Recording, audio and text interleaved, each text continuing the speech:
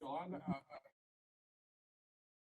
mic's working. Is this adequately loud for folks to hear? Thank you. And we do have folks online, which times when I'm in a meeting, I tend to get a photo fix I can't look at as well. So we'll have appropriate opportunities for them to participate as well. Call the meeting to order and ask our secretary to call the roll, please. Chairman O'Bannon. Here. Vice Chair Dance. Here. Delegate Merrick's. Here. Mr. Weinstein. Here. Secretary Elvis Long here. Great, thank you. So for the benefit of you all who don't usually come, we do have a few items of business which we're going to try to dispense with fairly quickly. Then we'll get to that part of the agenda that I think you all are here for, which is stand by your ad laws here in the Commonwealth. All right. Secretary, we have 2 sets of minutes. Yes, Mr. Chairman, the minutes from the January 17th and March 5th meetings have been distributed to the board for their review. I'm requesting that if there are no corrections or additions to be made, that you ask for a motion to approve them. All right. Can you do those in a block?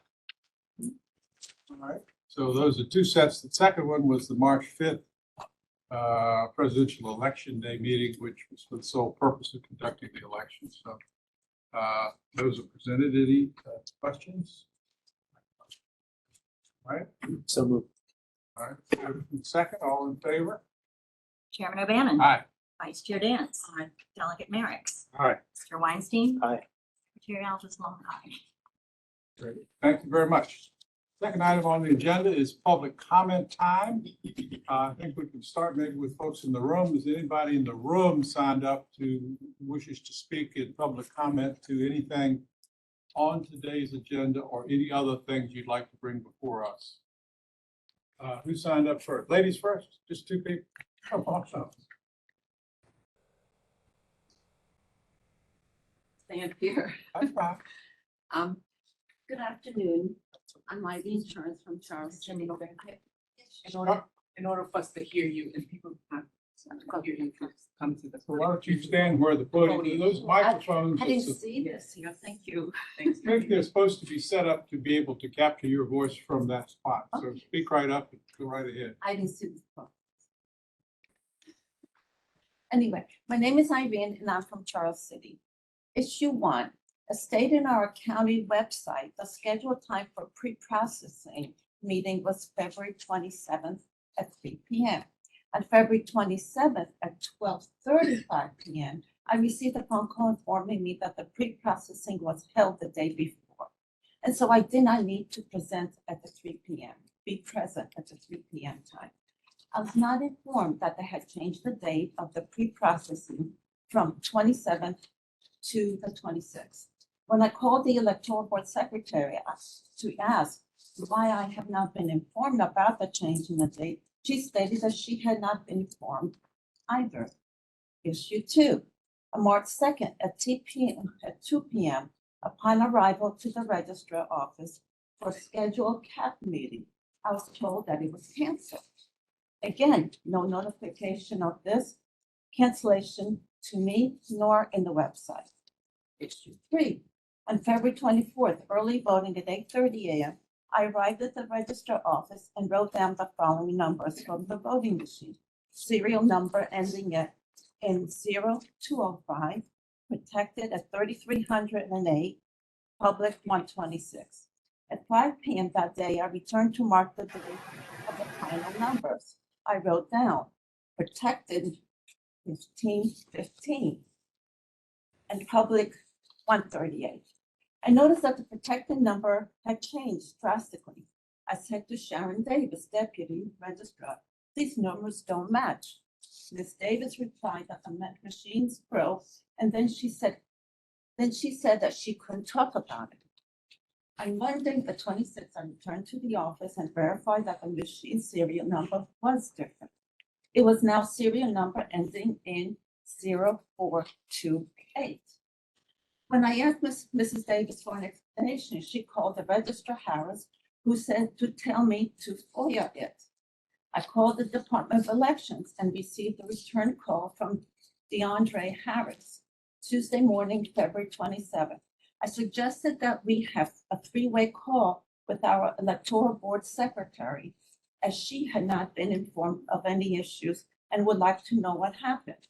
The summation of the call was that he would get Registrar Harris to email us both as to who was there, what happened, and what was done to fix the issue.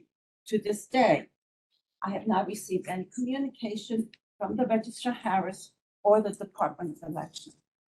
Thank you. I'm sorry, your last name? Sharon, Churin. Thank you, ma'am. All right. Anybody else in the room? Come right up, sir.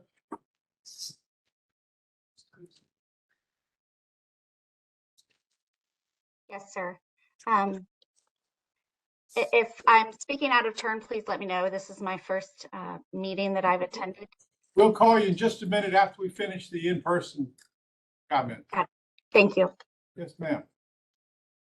My name is Jeff McVeigh. I'm an American County resident and an election official at the Tuckahoe Elementary Precinct. And I'm here today to read a letter that came out a couple of days ago to Jim Jordan in the House of Representatives that I think would be of great interest to this committee. It's not a lot of letter. Dear Congressman Jordan, my office is investigating criminal acts related to elections in Berry County, the state of Michigan, the United States. I am in possession of evidence involving voting machines. Additionally, I've recently received a subpoena from Prosecutor DJ Hilson of Muskegon County on my file.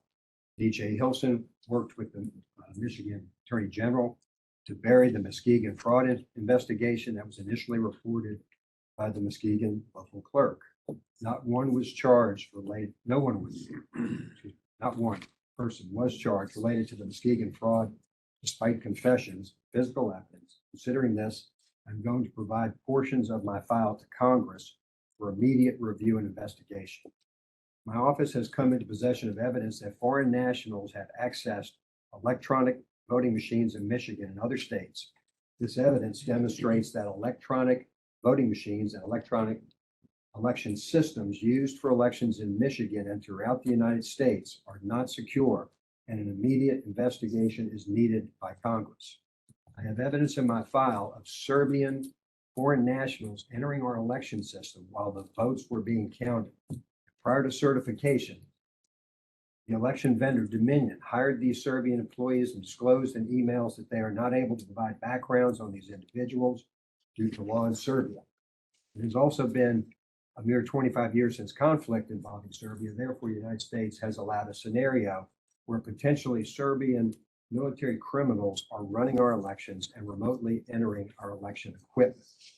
We're investigating the role that some individuals inside the United States have played in conspiring with these foreign nationals and who have even directed and instructed them to access and interfere with electronic voting machines and electronic voting systems during past elections, including the November 2020 election. Multiple false assurances from state and federal agencies and private companies that our elections are secure and not compromised through remote network access or otherwise. Moreover, I have evidence that U.S. Dominion and its affiliates instructed its employees to alter or otherwise falsify the integrity of the software and hardware in its voting machines and systems to attain certification by the Election Assistance Commission, EAC, even when they knew that the systems could not be properly verified and certified. Additionally, I have evidence that the voting machines and systems are vulnerable to alteration and manipulation, i.e. interference by the use of thumb drives and external devices that can be surreptitiously McVeigh, connected to voting machines Mr. McVeigh, before, during, after the elections. Yes, sir. I'm in charge of the meeting. I just want to get to the I want to apologize. We generally have a rule here for about 3 minutes. We'll give you another minute to complete your testimony. Yes, thank you. Thank you. And I think that it will not take but another minute or two. Thank you. Thank you. As a result of this information, my office is also investigating conspiracy crimes, wire services fraud, honest services fraud, and perjury charges, among other criminal acts. The perjury charges stem from assurances by Dominion CEO during sworn testimony before the Michigan legislature that its voting machines and voting systems could not be accessed or connected to by outside networks and sources, and that it was a U.S.-based company. As I now have evidence that our election equipment is not secure and because election voting machines prevent transparency, the vendors have more oversight and authority to have them examined than the officials that are charged with the constitutional duty to ensure our elections are secure, transparent, and fulfill our promise to each and every American that their vote will count and will be properly tabulated, not diluted, deleted, or otherwise altered. I am presenting you with this letter, an initial tranche of this evidence, so that you will review it and be compelled to investigate this matter with all those responsible for the breach of our Constitution to give testimony concerning these criminal acts and breach of our national security. These matters impact not only us here in the state of Michigan, but every citizen voter in the country who relies on the Constitution's promise that each legal registered citizen. Mr. McVeigh, I Voter. think it's, please come to a conclusion. Okay, I got two more paragraphs. No. Why don't you close that if you would? Okay. But every citizen voter in the country who relies on the Constitution's promise that each legal registered citizen voter should have one vote, and that vote should be correctly reflected in his or her will and choice. There's a couple other paragraphs. I'll submit it for the record. My point is that this went to Jim Jordan in our Congress, and want you all to be aware of this. Thank you, sir. And just by way of understanding, you're welcome to submit things electronically or to us in paper, and we will get them. Be sure to review them. You may hear the buzzer from Ms. Stokes. I've also got a timer on my phone, so she'll be the first thing you hear, and then you'll hear from me. Anybody else in the room wants to speak that signed up? Charles Purcell. Still. Your Honor, I don't know your, He's with SBYA. Oh, if anybody's SBY, This A. is going to be an item later on. it is. I didn't know your procedure. I assume I can speak at that time. That's Yes, sir. fine. I do not. Right. See, these are for public comments, not pertaining, not as part of the agenda. It's fine. Thank you, sir. You're on the agenda. Yes, sir. Anybody else? Mike Rose. It might be, sir, it might be because of the, I'm actually for the Matt Strickland type piece. Right. Yeah. Is that for later on as well? Part of it later. Yes, sir. Thank you. Sharon Lambert.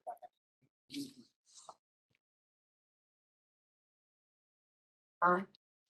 I wasn't actually planning on speaking until I saw the agenda and there was something on there that said Friends of Matt Strickland. So this is to be when that agenda item is done. If you're here for anything that pertains to Mr. Strickland or stand by your ad, that will be later. Thank you. My name is Doug Whitlock. I just want to make sure that I'm still here if I had to go park my car. I've never been in Richmond before, so. just wanna make sure. Welcome. Thank you. Michelle Farren. Well, we're all same together, thing. Matt, yep. Thank you. Same. Okay. And Mr. Van Der Reed, nobody else in the room? You didn't sign up? All right, we'll take folks who are on by video now. Mr. Van Der Reed. Hello, Reedy, welcome. Hello. We can hear you. Go right ahead, sir.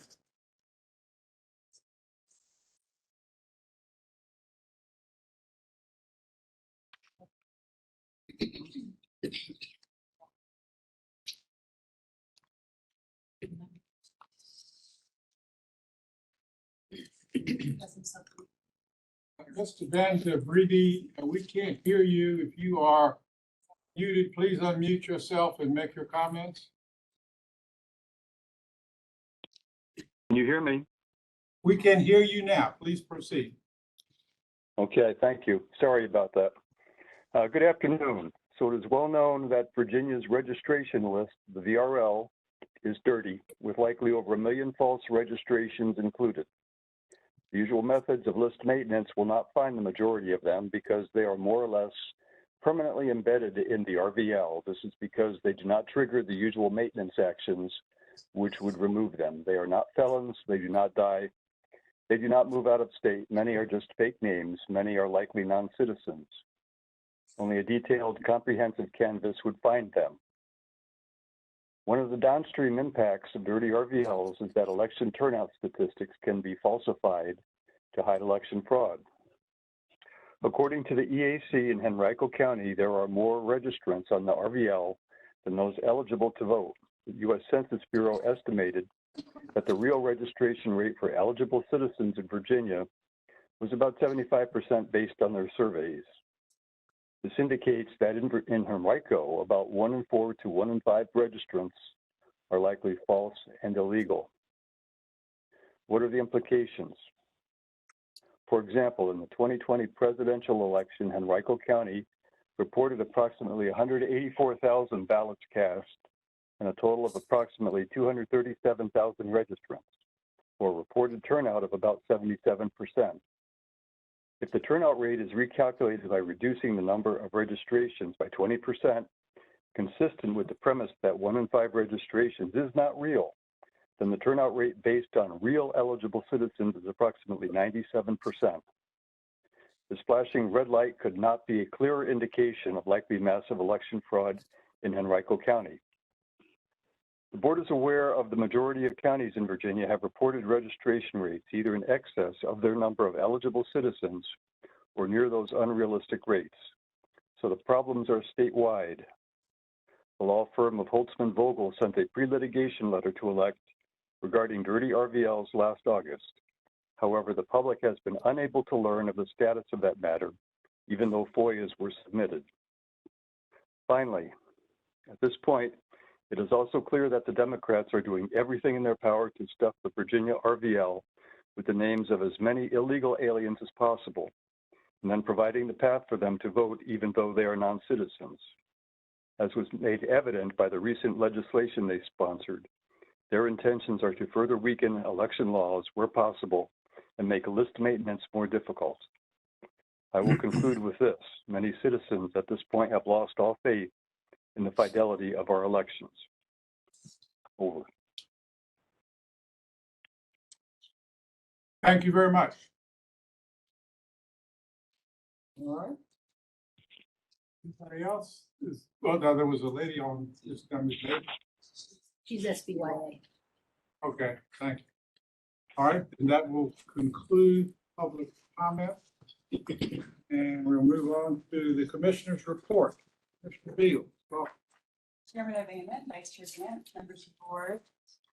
First, I would like to thank our general registrars, their staff members, and our electoral board members for their work on the March 5th presidential primary. This is the first time in Virginia that we've had 45 days of early voting for a presidential primary, which required an extraordinary level of effort from our localities, given that they had just completed the November general election and had to go right into preparing for the primary. Many registrars prepared for this election over their Christmas holiday, and a couple even had a special election to administer as well.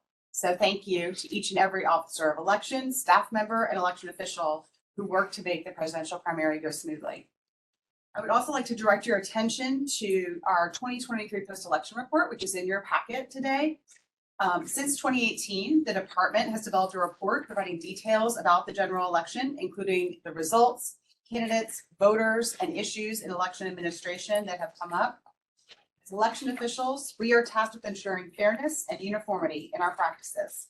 While the story of any election is filled with anecdotes of specific instances that are both good and bad, the real story of administering any election is told through the data. By presenting this data as part of a broad picture, we can see trends and find areas for improvements in future elections. As we look at different aspects of the election, we can identify areas of concern for additional training and issues where we can work together to develop best practices. I first want to thank Rachel Lawless, who heads our policy division, for her and her team's work on this report. I'd also like to extend thanks to the members of her team who contributed to this report, including Steve Koski, Ashley Coles, and Claire Scott. Some of the highlights that I wanted to highlight for you real quickly.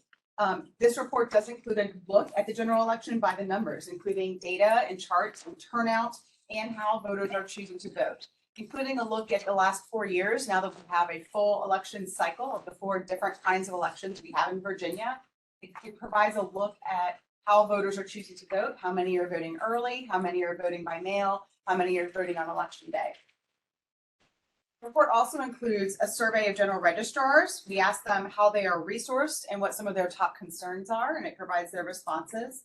And then we also, in the report, we celebrate the great strides that we have made in Virginia over the last year in improving ADA accessibility in our polling places. In 2022, the Disability Law Center of Virginia did a survey of hundreds of polling places in Virginia to assess them for their accessibility, and they shared the results with us. As a result, we went out to our registrars and electoral boards. We provided extra training and guidance. We asked them to survey all of their polling places, and the results are remarkable. We saw major increases in accessibility across the board in our polling places as a result of this year's survey that happened in November. So many thanks to those on the local level who made great strides in that area. I would encourage everyone to read this report. You can find it on our website at www.elections.virginia.gov and just type in post-election report into the search bar and it will bring it right up for you. Thanks so much. That is my report. All right, any members have any questions? I mean, this is a remarkable document. I won't pick it right now, but there's a lot of good information in here, which I think will be useful for us. I was pleased by the trend. We've kind of gone through a process now with the pandemic, lots of concerns, and things are gradually settling down. The number of complaints is down. That's right. I hope things are smoothing out a bit. So that's very useful information.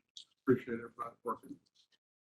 It's not actually officially a part of this agenda, but it's Correct. presented for information. All right, Mr. Abel. This is item 5, which is certification of the March 5th presidential primary election results. Chairman O'Bannon, Chairwoman Vance, board members, Commissioner Beals, council. Yes, sir. This agenda item is the culmination of the March 5th dual presidential primaries conducted in all 133 local jurisdictions. The memo for this agenda item does go through a background of what has been done to get to this point. I would echo the commissioner's sentiment that we have many thanks to give back to our local colleagues, our general registrar community, the electoral boards, and the officers of elections. They do a fantastic job. But this event finalizes the election results for both presidential primaries. In preparing for this, I look back at the certification from November, and I know you all have a lot of signing to do, but that's not what we're doing here. The presidential primary is over, the results are totaled. We shall, by 24.2545D of the code, present to Chairwoman Zwecker, Chairman Anderson, the result totals, and they will proceed with their background efficacy of delegate allocation. We in Virginia are done. We have 2 abstracts for each primary, one for our records, one for each state chairman. So I have those here with our seal affixed, with just a few signatures, but the results are reviewed both at the local level and at the Department of Elections. These are the final results. Any questions or comments? Doug, Chairman Anderson's here in the back. Well, and this, I don't know whether anybody from the Democrat Party is here in this spectrum, but He had another meeting. this is all done, and this is just Yes, their sir. information and their motion. Chairman, I move that the board certify the results of the March 5th, 2024 Democratic Party, Republican Party presidential primary elections, and through the department staff, send certified results to Susan Swecker, Chairwoman of the Democratic Party Virginia, and Richard L. Anderson, Chairman of the Republican Party. For a second? Second. Chairman Bannon. Aye. Vice Chair Dance. Aye. Delegate Merrick. Aye. Mr. Weinstein. Aye. Secretary Elvis Long. Aye. Good. All right. Thank you very much. Thank you. You're most welcome. All right, and the next item is split precincts. Claire Scott, welcome. Good afternoon, Chairman O'Bannon, members of the State Board of Elections. I'm here today to present some split precinct waivers to you. There will be 3. And there is just a motions in your memo. You may make those motions as you see.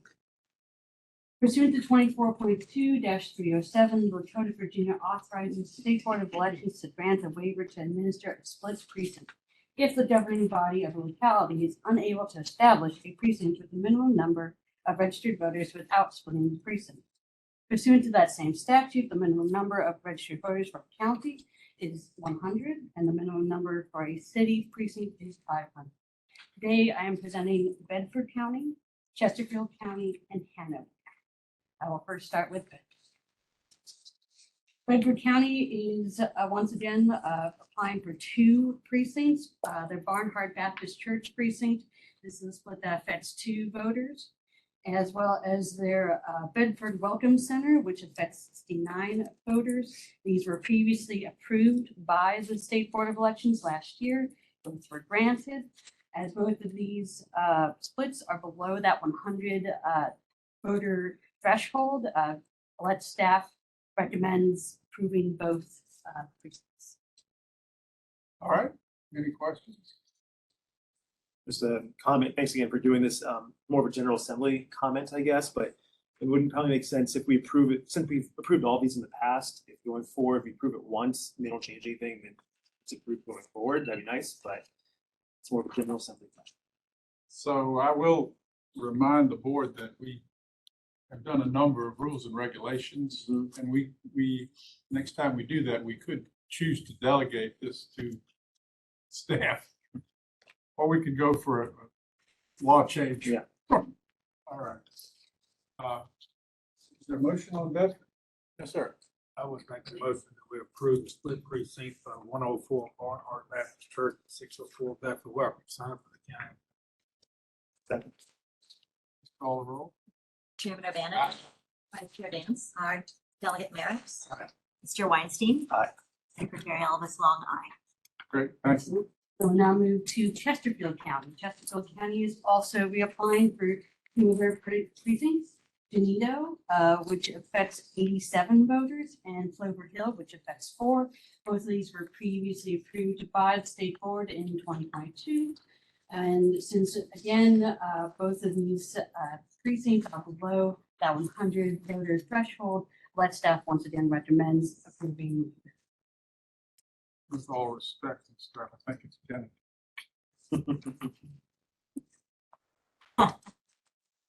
It's local. Thank you, Claire. All right, any questions? Motion? Mr. Chair, I move that we approve the split precinct waivers requested by Chesterfield. Regarding genital. And Rico, right? Yes, sir. All right. Second.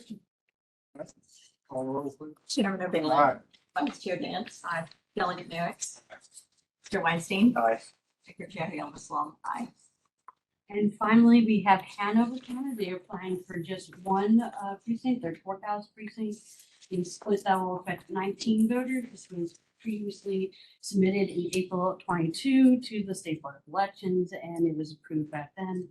And once again, as this is below the 100 voter threshold, let staff once again recommends approving. Questions? Motion? Mr. Chairman, I move that we approve the split precinct. Second. Chairman O'Bannon. Aye. Vice Chair Dance. Aye. Delegate Merrick. Aye. Mr. Weinstein. Aye. Secretary Elvis Long, aye. Thank you very much. All right, next and final item on the agenda, I think, is stand by your ad. Ms. Alexander, welcome. Hello, how are you today? And, well, we're gonna be more stand by that after this, but we didn't want to confuse the issue. So what you have before you today in the binder clip is the latest, which is the presentation you're gonna see today. And everything sticking up is all the correspondence we got back from everyone. So everybody who sent us something is in the packets. We'll make this as painless as possible. Ready? And Mr. Weinstein. The big MW. I see you looking at this. This is one of the comments that was made by one of the respondents was, this came from my opponent. Pretty much that was come from the opponent. So I wanted you to see who's before us today and who their opponent was, because normally they are the people who do the. So that's why that's there. So let's go ahead and get started. And we have what we can do if you would like me to dispense with the formalities of the beginning. And that's another reason why it's in a clip, so you can take the clip off and lay out the definitions of advertisements, contributions, so it's there handy.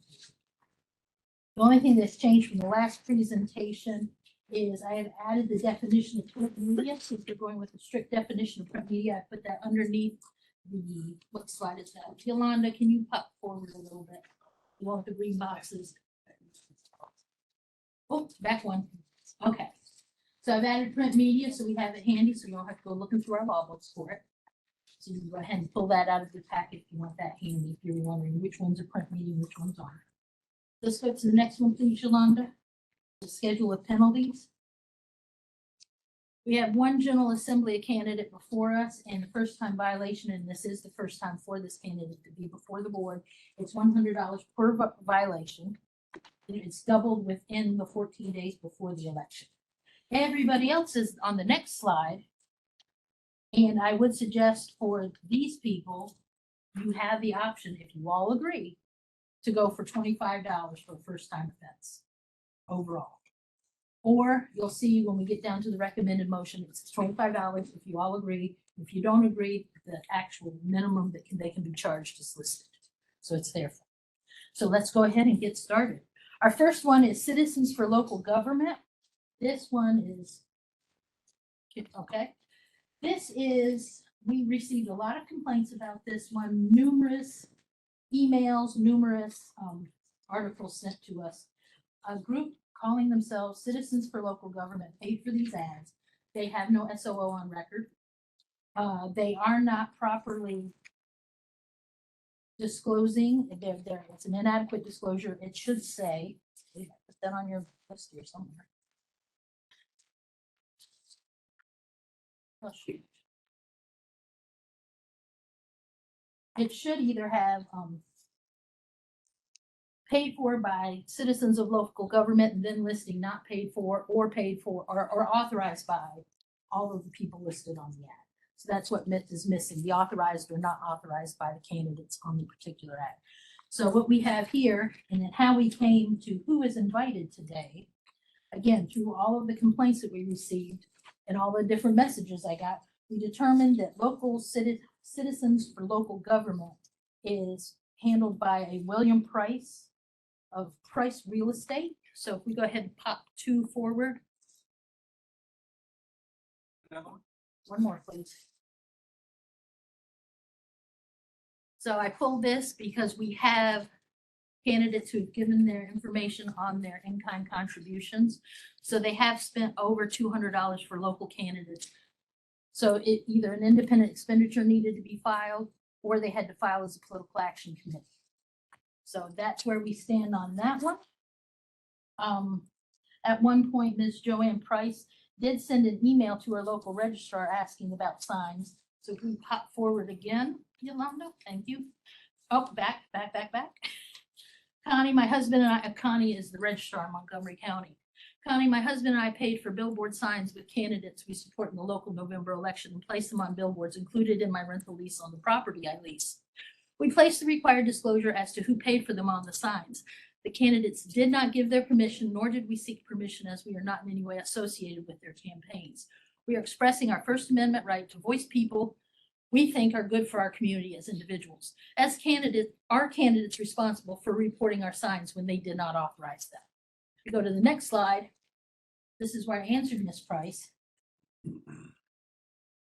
All right, her question was, are candidates responsible for reporting our signs when they did not authorize them? I said no, but be wary of the fact that these signs may have created the need to form a political action committee or the need to file an independent expenditure report. There was no political action committee. There was no independent expenditure report. Then when you look back on the in-kind donations that were listed, they come to nearly $1,000. So either a PAC should have been filed or an independent expenditure report. And we do have people here with us today. All right, thank you very much. So the format we're going to employ, we'll get a report from staff And then we'll hear from folks interested in testifying on each one of these, and then we'll make a decision.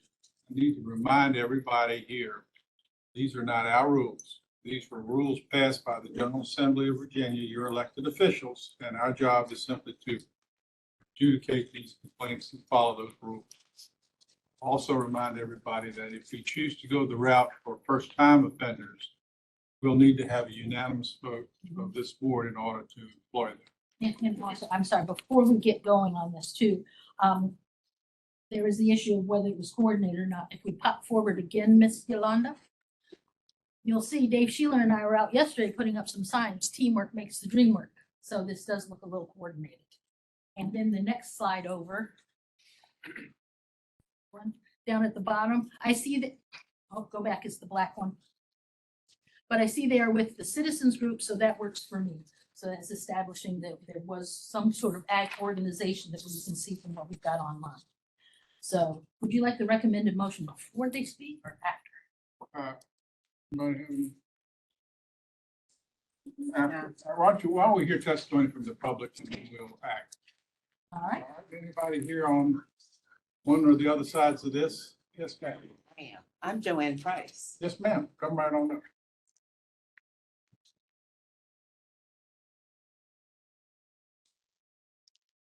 Chairman. I'm Joanne Price. My husband and I were supporting candidates in the local election as our First Amendment right. And what we did simply was we got together and we said, we want to support the local candidates. We have always provided our property for signs, the people who put signs on our properties. We thought that we were making an independent contribution. We did not coordinate with any of the candidates. We simply had their signs printed and distributed them out to our properties. And when the candidates saw Jason Massey and Dave Sheeler, they're both friends, when they saw the signs, they were excited about it. And they got together because we thought what we would do is we would have team signs. You know, the two candidates were running in the same district, one for school board, one for board of supervisor. We just tie them together. And that's simply what we thought we were doing, was making an independent contribution. As far as disclosure, I contacted Connie just to find out what else I needed to do. Now, I don't remember seeing that email about establishing a PAC. We're not a PAC. Citizens of Joanne and William Price, we're two citizens in Montgomery County. Now, I did not learn until much later when I got all this literature about all the laws that we had to individually put our names on the signs. So what I'm saying today is that what we were doing, we were supporting the people who we wanted to win. And we felt that we were well within our rights to do so. Thank you.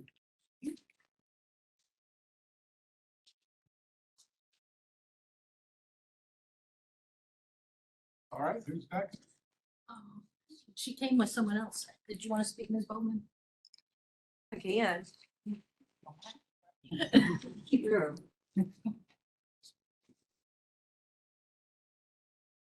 Yeah, my name's Kim Bowman, and I was one of the people on one of those signs. I didn't know a thing about it until I received a letter from Mary Pettit saying that I was out of compliance. And I found it a little bit odd. I'm very new. I was elected to town council in Christiansburg, and it's a big learning curve, but I found it kind of odd that I was, it was insinuating that I'd done something wrong before the reporting period ever even come out. I wasn't made aware of it until the letter that was received, but I hope that's on record somewhere. But, you know, the candidates were not involved in this in any way. You know, like you said, it was just somebody supporting local candidates. Thank you. Thank you, ma'am. Anybody else on this? Need a sign? All right, so the recommended motion that I have provided for you, it's an and/or because we have two issues before you. We have the lack of statement of organization and we have the penalty itself.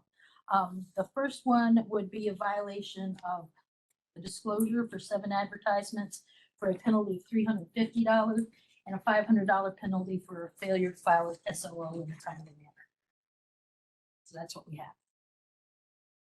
Yeah, for clarification, again, is this the one where you said this $25 penalty? No, this one is not available for that one, sorry. Or you could talk to the OAG since it is all local candidates. Sir. I'm sorry, what's what is your? Does the $25 unanimous vote qualify for this group, seeing they are local candidates? Oh, As far as not filing the, not for not filing the SOO, Right. for the penalty. He recommended like 300, 25, if that first, this, but it's. Yeah, if you look at your packet But that it's- has the clip it's a on it, group that has all the instead of, videos. right, So while he's Looking. looking at his law books, may I just ask if any of the folks mentioned in any of this proceeding have been before us before on any of these? No, sir, they have not. So, just by way of understanding, And all 9 of these people, this is the first time for all of them. our big picture principles of what the law code tells us Mhm. as guidelines for this would not necessarily preclude us from choosing to do The first time. vice chair penalty. dances as Well, again, I think we would leave depending that on to- legal advice. Yeah, legal advice. Mr. Chair, should I make a motion, then he would have to decide whether or not we can move forward on it to see whether or not there is a consensus. What to do this, even considered, I forward, but to save him some time, if I don't have I'm planning on moving for that, but if I don't have a unanimous consensus, then I would. Well, you need some time. We yeah, can- let me look at the So- exact so language. can we- I don't think you're gonna find it there. This was a policy created by the board itself. Okay, And again, local candidates, if we go back, Yolanda, I hate to do this to you, but can you pop back to the revised schedule of penalties? Local and constitutional officers or offices, if you guys all agree that there wasn't a horrible crime committed here, we can do a $25 penalty. That would be for each of them individually. Now, again, this whole issue involved all local candidates. In my personal opinion, which means diddly squat, I would say go for the 25. You're saying 25 for each of the 9. We could 25 for each of the 9, but we actually, or we could go 25 total. How are you feeling? Because it's This really- is your decision.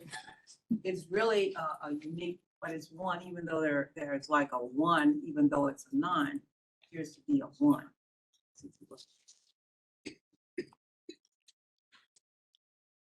Your motion.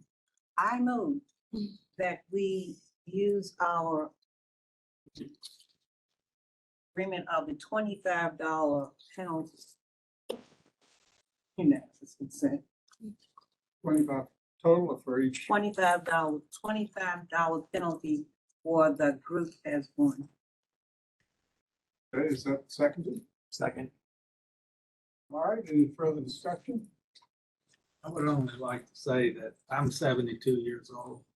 And ever since I was 16, I've been told that ignorance is no excuse for the law. But I'm gonna vote for this, but we hear it all the time, but we set out guidelines that are very clear and you just have to follow the guidelines. And you know, I'm sorry, but that's just the way it is. I just like to make that. Just to confirm, so that what they could have done to rectify the violation would have been not authorized by. They could put because not authorized by the because They candidate, put paid yes. for by citizens for local governments, Right. and paid for. But then you by- still have the issue of no Yeah. SOO, and they're not an existing organization, and they have reached the thresholds to become a political action committee. So the good news is there's a room full of people here. Mhm. The bad news is it's a room full of people here It's a learning Because experience. the good news is you all are really interested and engaged in the process. The rest of the story is there are a set of laws that have already been passed that are there for a good reason. So we're gonna, rightly or wrongly, we've got the responsibility to adjudicate this. We're not a court. Do the best we can with what we got. But we will try to be fair to everybody and we'll, so there is a motion and a second. So will you call the roll? Chairman O'Bannon. Aye. Vice Chair Dance. Aye. Delegate Marix. Aye. Mr. Weinstein. Aye. Secretary Officer. Aye. And are we going to leave the statement of organization on the table?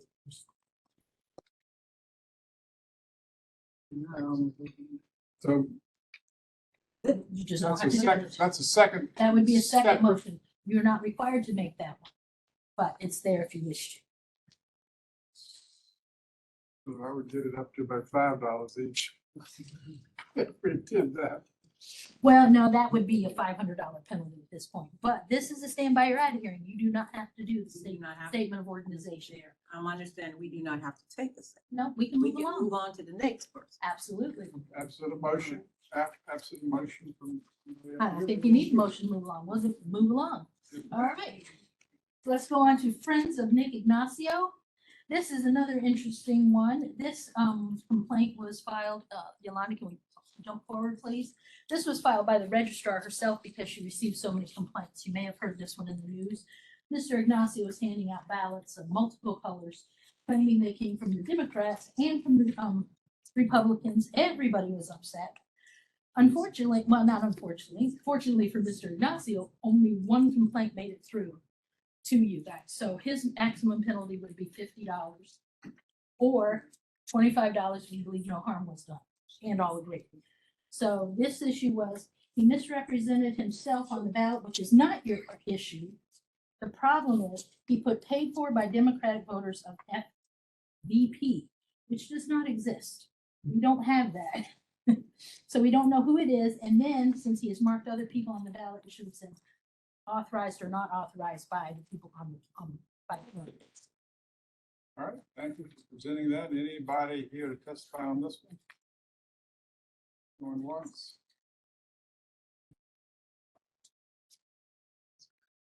Yes, ma'am.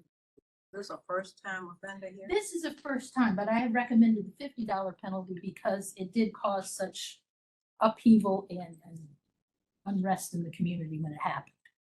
Because that is one of the things about the $25. Did it cause harm to the community? Was it harmful to the voters? And according to all the reports, Just for clarity, you said he was neutral because he was sending out both Democratic. he and handed out Republican. blue ballots that said the Democrats were backing him. And then he marked the people on the blue. And then on the red ballots, he marked that the Republicans were supporting him and all the Republicans. He is a first timer. He's a first timer, yeah. And he was balanced. He was.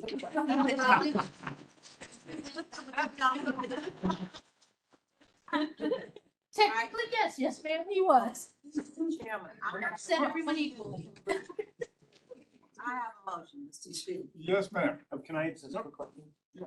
Did this result in any legislation, this General Assembly? They tried to, so I don't know if it made it through or not. So while we're in discussion, before we act on the motion, just institutional knowledge, how often have we had an actual registrar make a complaint? Oh, we had it happen quite That often. happened? Yes, one that was continued that you'll see in April was That's- filed by a registrar. Right, so is there a second to your motion? I didn't actually do, I said I was going to make a motion. I'm going to make a motion. This is the first time offender. And that I would recommend we give him the $25 penalty as a first time. He was balanced. He was not having one side or the other. He was balanced. And I said, I recommend $25. You're not gonna have to. All right. That motion dies. That motion for dies. lack of a second. Is there any other motion? I'd make a motion, we charge the $50 and I'd like to explain why. Yes, sir. Advertisements are one thing, ballots are another. And when you start giving out a ballot and marking it, that to me is just not right. And I just think you gotta send a message, and I think that sends a message. I make a motion. For a second? Second. Any further discussion? Call the roll. Chairman O'Bannon. Aye. Vice Chair Dance. Aye. Delegate Merrick. Aye. Mr. Weinstein. Aye. Secretary Elvis Long. Aye. All right, thank you. So he gets an A for ingenuity, but he gets a representative. You have to give them that. That's absolutely true. All right, the next are gonna fly through. All right, what we have though, we have to make a connection to what happened on August 3rd, 2020. When the board decided that they were going to let a Virginia Beach slate get by with an inadequate disclosure because they had pictures on their ballot. That has come back to get us. Now we have before us, we have Mr. Cooper, yep, there we go. Mr. Cooper put paid for and authorized by the candidate. He did send emails, because you'll see we've got them in here. He did fix the one sign, the one that says vote for Cooper. It's not fixed here because the complaint still came in with the inadequate response, but he did try to make a change. He, pardon me? Yeah, no, I'm fine. But he doesn't have the adequate disclosure. So if we want to go with the strict definition of print media, we should go with the strict definition of what the disclosure says, and he needed to have his name in the disclosure statement. I recommend a $25 penalty for him. Public comment on Mr. Cooper's case? Good afternoon. This is Mr. Cooper. Yes, Mr. Cooper, welcome. How are you all today? Doing well. Good. I was told early on, once I had my material done, that I needed to have paid and authorized by Cedric Cooper or my campaign, which I did. I had stickers made to correct, and then I had my new material printed with everything that stated, paid and authorized by Cedric L. Cooper. Also, I was told if my face and name were on the advertisements, that was sufficient. But like I said, everything else that did not have my name nor face on it, I changed and put paid for and authorized by Cedric L. Cooper. Thank you very much. Nowhere in the code has any requirement for a face. It is the disclosure statement itself. All right. Any comments or questions? Your motion? Mr. Chair. Yes, ma'am. Again, I say, first time violation, the $25 penalty will apply. Right then, there's a motion from the vice chair. Is there a second? Second. All right, any discussion? Call the roll. Chairman O'Bannon. Aye. Vice Chair Dance. Aye. Delegate Merrick. Aye. Mr. Weinstein. Aye. Secretary Elvis Long. Aye. All right, thank you. Thank you. All right. Yeah, like I said, we're gonna fly now. Denise Tynes, she has paid for by the candidate. We should have had paid for by Denise Tynes. So I recommend the $25. Any public comment? Yes, can you hear me? I'm Denise Tynes. Yes, ma'am, welcome. Thank you.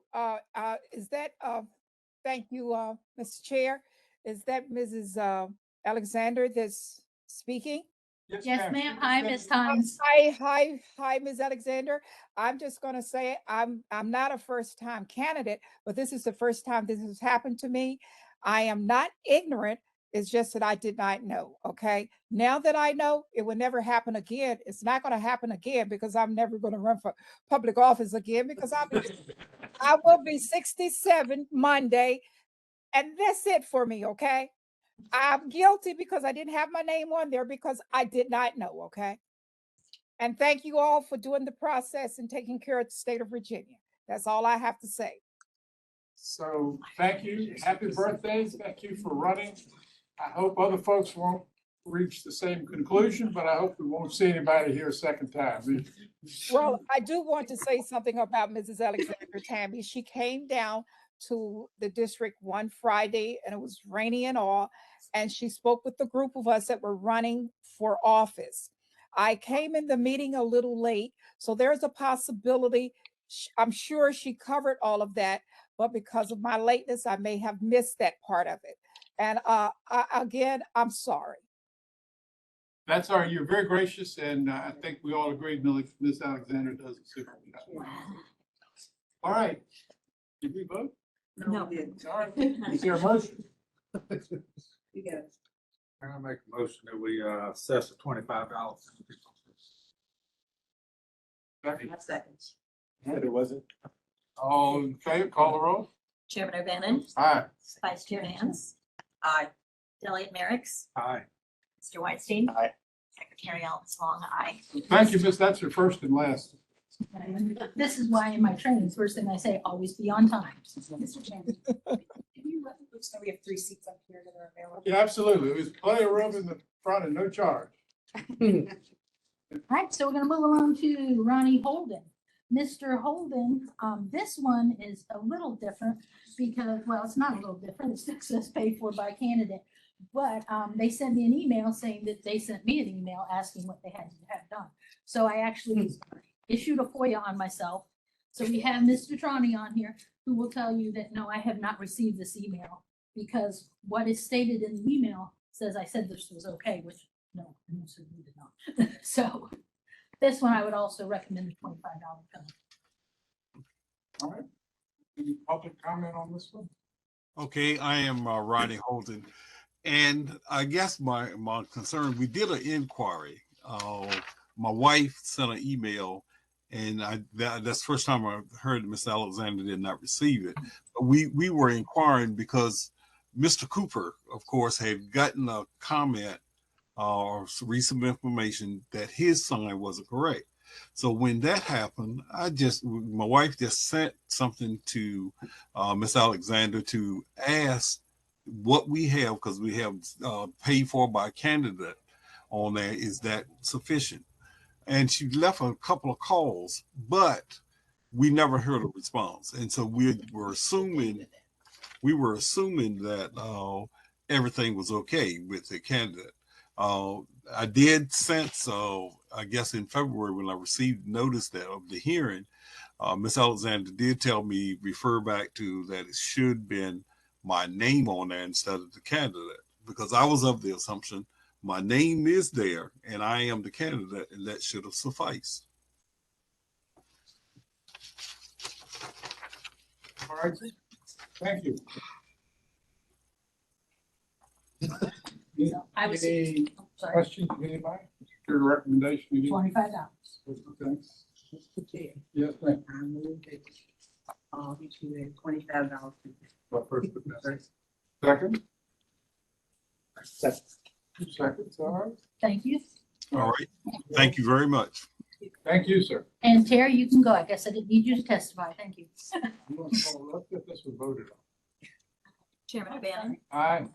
Vice Chair Vance, Aye. Delegate Merrick's, Aye. Mr. Weinstein, Aye. Secretary Elvis Long, aye. All right. All right, now we're moving on to Amber Maybe. I see she is online. She also has failed to put a disclosure. She has no disclosure whatsoever. Everything from now on is absolutely no disclosure. So she did not disclose a yard sign or a sponsored ad on Facebook. I recommend the $25 penalty on this as well. Ms. Maybe? Yes, sir. Hi, I'm sorry, were you gonna ask a question? No, ma'am, your time. Okay. First, I want to apologize. I am a first-time candidate. I got into it very late. We did 53 days of campaigning. And so, yes, my apologies. When I was putting signs out for the first day of early voting, I was told by another candidate that my signs were not correct. I ordered the signs from a local vendor here.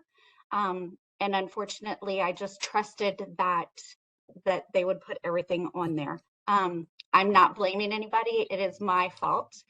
But I will tell you that we immediately had stickers printed. And we fixed all of the signs with the stickers from the first batch for the first order.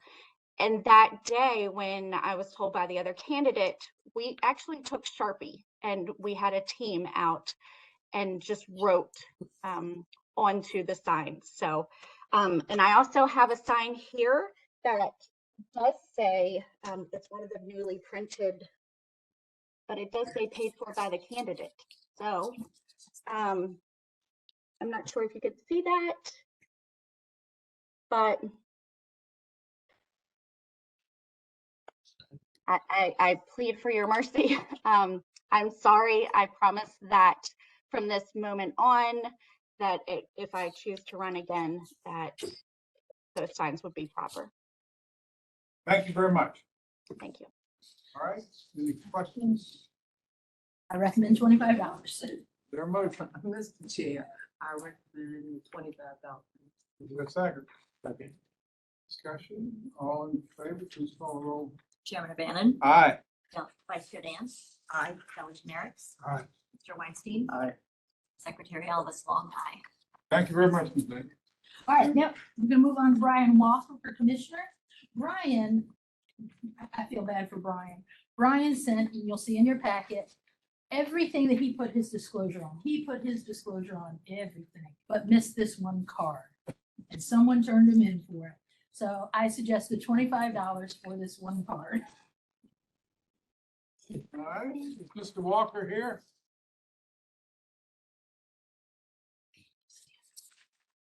All right, any questions from the board? Yes, I sir. recommend $25. Here a second. Second. Chairman O'Bannon. Aye. Vice Chair Dance. Aye. Delegate Merrick's. Aye. Mr. Weinstein. Aye. Secretary Elvis Long, aye. Ms. Now Isaac. we move on to Christopher Torre. Mr. Torre sent you an email that he requested to be sent to you a little bit back, excuse me, where he tells us that he has been a good citizen all his life, and I believe he has. So I recommend a $25 penalty for him as well. All right, Mr. Torrey. Welcome, come right up.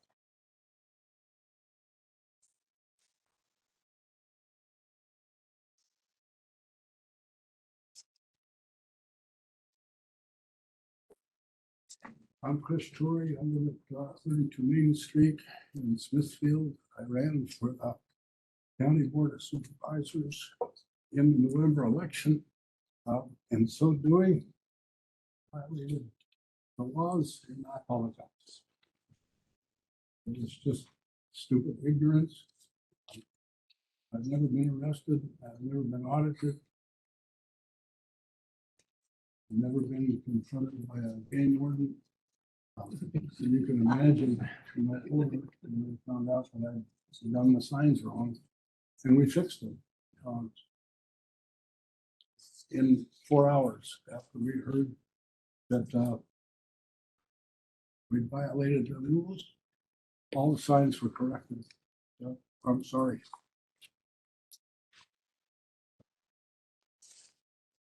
Mr. Torrey, let me just say one thing. I want to thank you for running, for your service. I want to assure you, this is not a court of law. None of this is going to the courthouse. Don't feel too bad. Okay. Recommend $25. All right. Mr. Chair, I recommend $25. Second. Any questions? Call the roll. Chairman Aye. O'Bannon. Vice Chair Dance. Aye. Delegate Merrick's. Aye. Mr. Weinstein. Aye. Secretary Elvis Long, aye. Next. Mr. Torre, it will not go on your permanent record, I promise. All right, the next is Douglas Whitlock, but I believe said Whitlock. All right. So I also request I recommend a $25 penalty on him. He looks like he ran as a write-in candidate and failed to put his disclosure on the signs. You ready for him? All right. Came all the way to Richmond. Oh, yeah, Hopefully found a place to park. I got it. I'm a first-time candidate. I'm sorry that another one feels that she has to drop out. I am a first-time candidate. Our signs were reported and no actual voters saw. My campaign team was there. The one who actually reported it was also a part of another group. I won't say what group, but they were also in another violation, which actually notified me of mine. My flyers were all in compliance. I didn't know that my signs were not, when I just got them that day. These two signs are actually less than 10 feet away. This is why they're trying to get close. There's one on the curb and then one next to the grass at the voting. I'm not blaming anybody for that. I'm just saying no voters were actually discouraged and, had no idea these signs were even out there at roughly 8 o'clock. So we got them fixed within less than 30 minutes. I went down the street, got to this, sign people, they got their stickers. And I said, not a problem.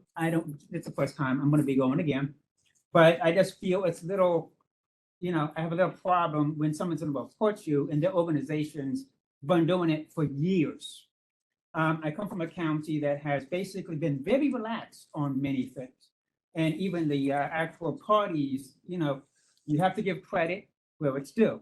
Lots of the Democrats were very cordial, very nice and respectful. We have a major problem with the other side, and that's when we started to actually have more activists come in. I know that we were not fully prepared, but we were same as the other group who was also not fully prepared when we reported them for doing the same thing. So I would like to at least some consideration. These signs, however, are not less than 10 feet, they're next to 10 feet away at the voting place. There's a curb I can literally see there's a curb there at the voting place. And I don't mind paying for one, but I think at least a little, caveats for two signs, not paying for both when they're less than 8 feet away. But also all of my stuff was actually, coordinated with, stickers, signs, things like that. But I would just like to say on my behalf, everybody else was, for the most part, very cordial, very respectful. We actually have been, helping since 2017. I have never had any problems. I haven't even had a parking ticket. Hopefully that continues. So, I've always had no issues. And there's also one thing that I want to mention, because I do have a complaint about somebody who was blocking our signs. This is actually one of the reasons we had to get more signs. We have a group who keeps on putting signs, and if I can come back to submit videos if I need to, but this is actually one of the reasons we had to keep on getting there at 4 o'clock in the morning, because we've had major trouble with another groups sticking their signs in front of my sign and others, but it's mostly my signs. And I said, this is a major problem that has not been solved through our own county when it's supposed to be 40 feet away. 3 minutes is done. 40 feet, okay, yeah, thank you. 40 feet away from the voting place. But then when we have our signs, and it's been like that since 2017, always giving people a nice room to, walk to the voting place, then they're sticking their signs in front of our sign. And I find that a little bit of a problem. Yeah, wrap it up. You done? Yes, I'm good. Thank you very much. All right, anybody else on this case? Ms. Alexander? Oh, that should be it. So recommendation is the first time. First time, $25, and for your edification, we do not do sign placement. That's a sign ordinance at the locality. But also don't have access to DMV. No, I don't. All right, is there? Okay. Okay, any discussion? Call the roll. Chairman Bennett, Aye. Vice Chair Dance. Aye. Delegate Rex. Aye. Mr. Weinstein. Aye. Secretary Elvis Long. Thank you for coming. I think it's. I think it's very important to show up, even if it was over 2 hours. It emphasizes how simple and how complex elections can be. But really important. Next. All right, speaking of the complexity of elections, the letters I send out are, because Mr. Hopkins is going to mention this, that I have the wrong date on the top of the page. It's a form letter I send out to invite them to this event, and it still says 2023. So I apologize for that. The proper meeting notice was here as evidenced by all the people who have shown up today. So I do believe Mr. Hopkins is here with us today. There you are. So I recommend, it's his first time, $25. Come up. made the drive, I might as well take just a couple minutes.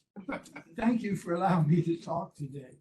My name is Jim Hopkins. I live at 135 Green Street, Locust Grove, Virginia.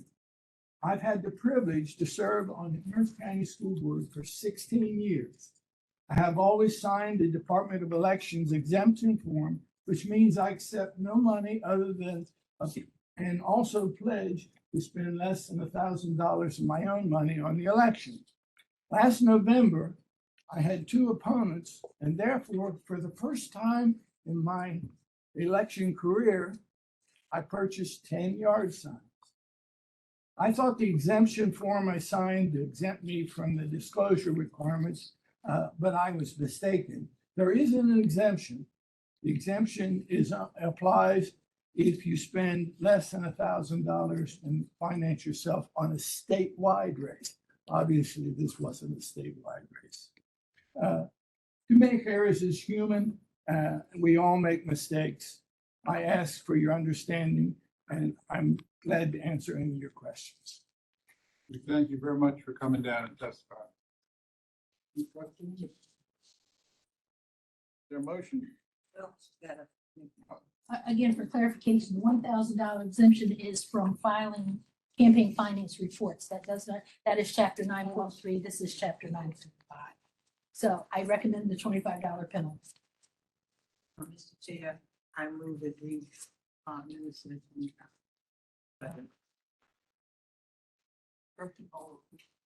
Bannon. Aye.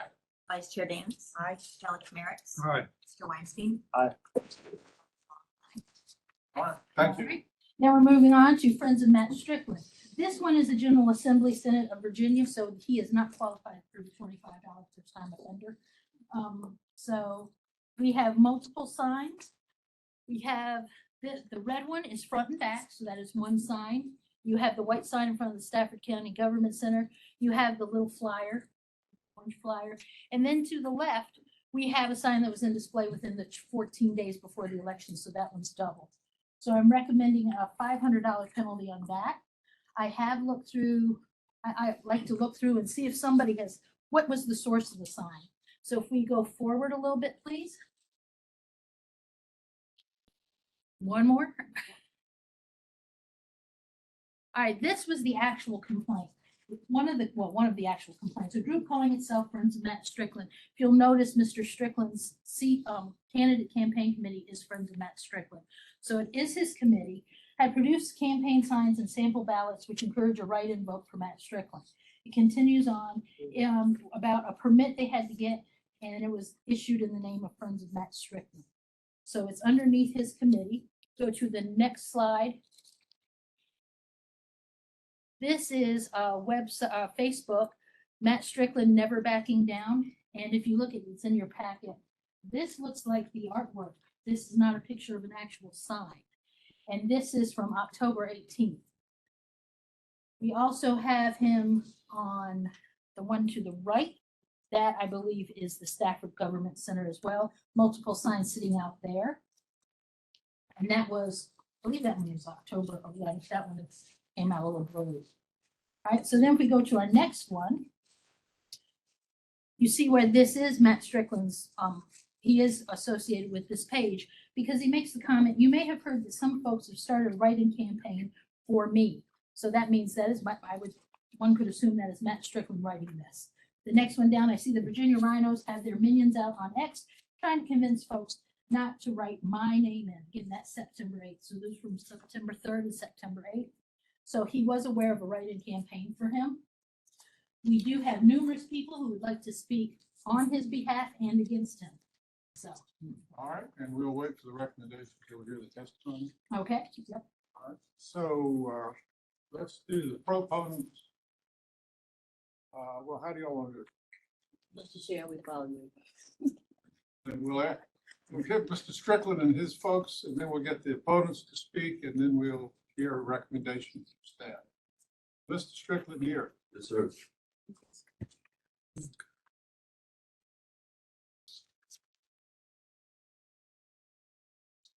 First of all, can you bring that right here? Matt Strickland Never Backing Down. That is not my page. I'm not associated with that page. just because my name is on it means nothing. I would suggest if you think that has anything to do with me, or if I own that page, that you guys subpoena Facebook or whatever social media platform that is to prove that. Furthermore, I did not sponsor the signs, did not ask for them, did not pay for them, or cause them to be placed. I was not a candidate in the general election, and a write-in candidate is not a candidate within the meaning of the statute. Any action taken against me based on the facts present would punish me for the speech and actions of others. Consequently, the board has no jurisdiction to proceed, and proceeding without jurisdiction in this instance violates my rights to due process. Forcing me to be responsible for speech I did not sponsor violates my First Amendment rights to freedom of association and freedom of speech. Therefore, the matter must be dismissed. Because the board lacks jurisdiction to proceed, doing so violates my 14th Amendment. It also violates, as I said, my First Amendment, my right to freedom of association. That is because you are forcing me to associate with the terms of advocacy for my election that I did not communicate or authorize to be communicated to the public through these ads. Once again, it violates my First Amendment right against compelled speech. That is because the board is forcing me to be responsible for speech I did not sponsor or cause to be communicated to the public. So I did not buy any of these signs. I did not place one of those signs. I had no idea that those signs were being purchased. So what you guys are trying to do is punish me for the actions of others. So what that means is somebody who may be my opponent or may not like me can go buy a sign and put it up in the public that says, "Write in Matt Strickland," and that causes me to be fined. That is unconstitutional on its face. Thank you. Thank you very much. Anybody else in support of? Yes, Strickland? Yes, sir. Mike Rose. I'm sorry. Excuse me, I'm sorry. Sorry. Thank you guys for letting me speak today. I appreciate it. Matt's a dear friend of mine. Okay. I was never a part of the staff. I never gave any money to his campaign. Never did any of that during the actual campaign that went down. On June 20th, I decided to exercise my First Amendment right because the person that won that primary that day, I could not get behind values, morals, and a couple other things. So unbeknownst to Matt, I put this effort together. I'm not going to call it a campaign because it wasn't. Okay, it was a group of citizens came together, put a few signs together, had them made, and put them up. As far as each one of those signs, I had them created. Okay, I had them placed, or I placed them myself. Matt had no input at that. We're friends, but I kept him completely separate for that purpose because I didn't want him affiliated with what my intent was. Okay, I meant no deception in this at all. The Facebook page that we speak of, it's right here. I actually created that. A couple of those, it might have been a mistake, but that was me. If you look at me, I can show you records that I was the one who created that, and I ran that page and posted from that page on a quasi-regular basis. It's still active today.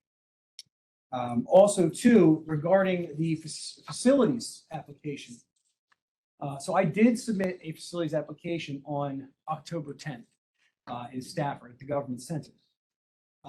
I spoke with an elected official. They sent me down to a female downstairs who was in charge of it. She helped me fill it out.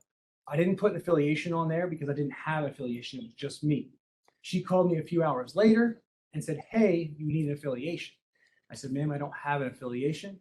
So she simply said, "I'm just going to put Friends of Matt Strickland on there because that's what's already in the system." I responded by, "Whatever you got to do, that's fine. I'm just requesting this," right? So that's what it was. Again, I didn't officially give authorization. I didn't tell her. Matter of fact, the application here, you can pass around. It's not my beautiful handwriting. My handwriting is like chicken scratch. This is nice cursive. Okay, so this is the actual form that was approved, and it's not my handwriting. So I'm assuming it's the female who helped me fill out the application, but I don't know for sure. That's, again, no deception was intended in this. I felt strongly that I couldn't vote for somebody. I couldn't hold my nose and vote for anybody that I can't stand behind from a morals and values perspective. And that's why I made this effort. Mr. Thank Chair, Yes, ma'am. You have a question? yeah, could I just get your name? Yes, Mike Rose.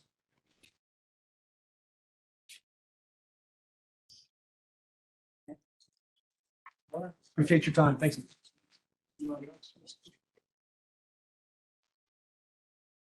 Jennifer Peterson, Matt is a neighbor in front of ours, and at no time did he campaign for the write-in, did he knock doors? I was at the polls 30 of the 40 days. He wasn't there handing out, at least the 30 days I was there, he was not there handing out a write-in, saying, hey, write me in or anything like that. We did this effort because we believed in it. It has nothing to do with him. He had actually stepped away from it all. And really what you're doing is you're setting a very dangerous precedent. Because right now, if I have a vendetta against, say, any one of you for what you're doing to him, I can start a writing campaign and you would be here fining yourself. Think about that. I mean, this could be, it sends a chill for free speech. It sends a chill for voting. And every year people write in Mickey Mouse, Donald Duck, and whoever else when they can't get behind a candidate. How many times has Disney World been here to have to defend themselves against a fine? This is clearly government overreach. I suspect it has something to do with his not following the COVID guidelines. This is just another way to get at him. But this is not right. You're violating a whole lot of good constitutional rights in there. So just think about that. And what I also find is very interesting is that most of the fines being recommended, $25, first time offender. His fines, hundreds of thousands. Why? Or hundreds to thousands. Why is he not being recommended a $25 fine like everybody else? Thank you.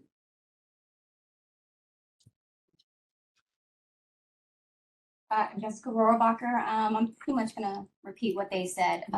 Matt had nothing to do with me writing in his name. I have every right to do that. And if I am given a sign from a candidate, or I buy it from, that is now my sign. I can display it when I can tape it to my back and walk around town and say, hey, I'm writing this guy in. You should write him in too.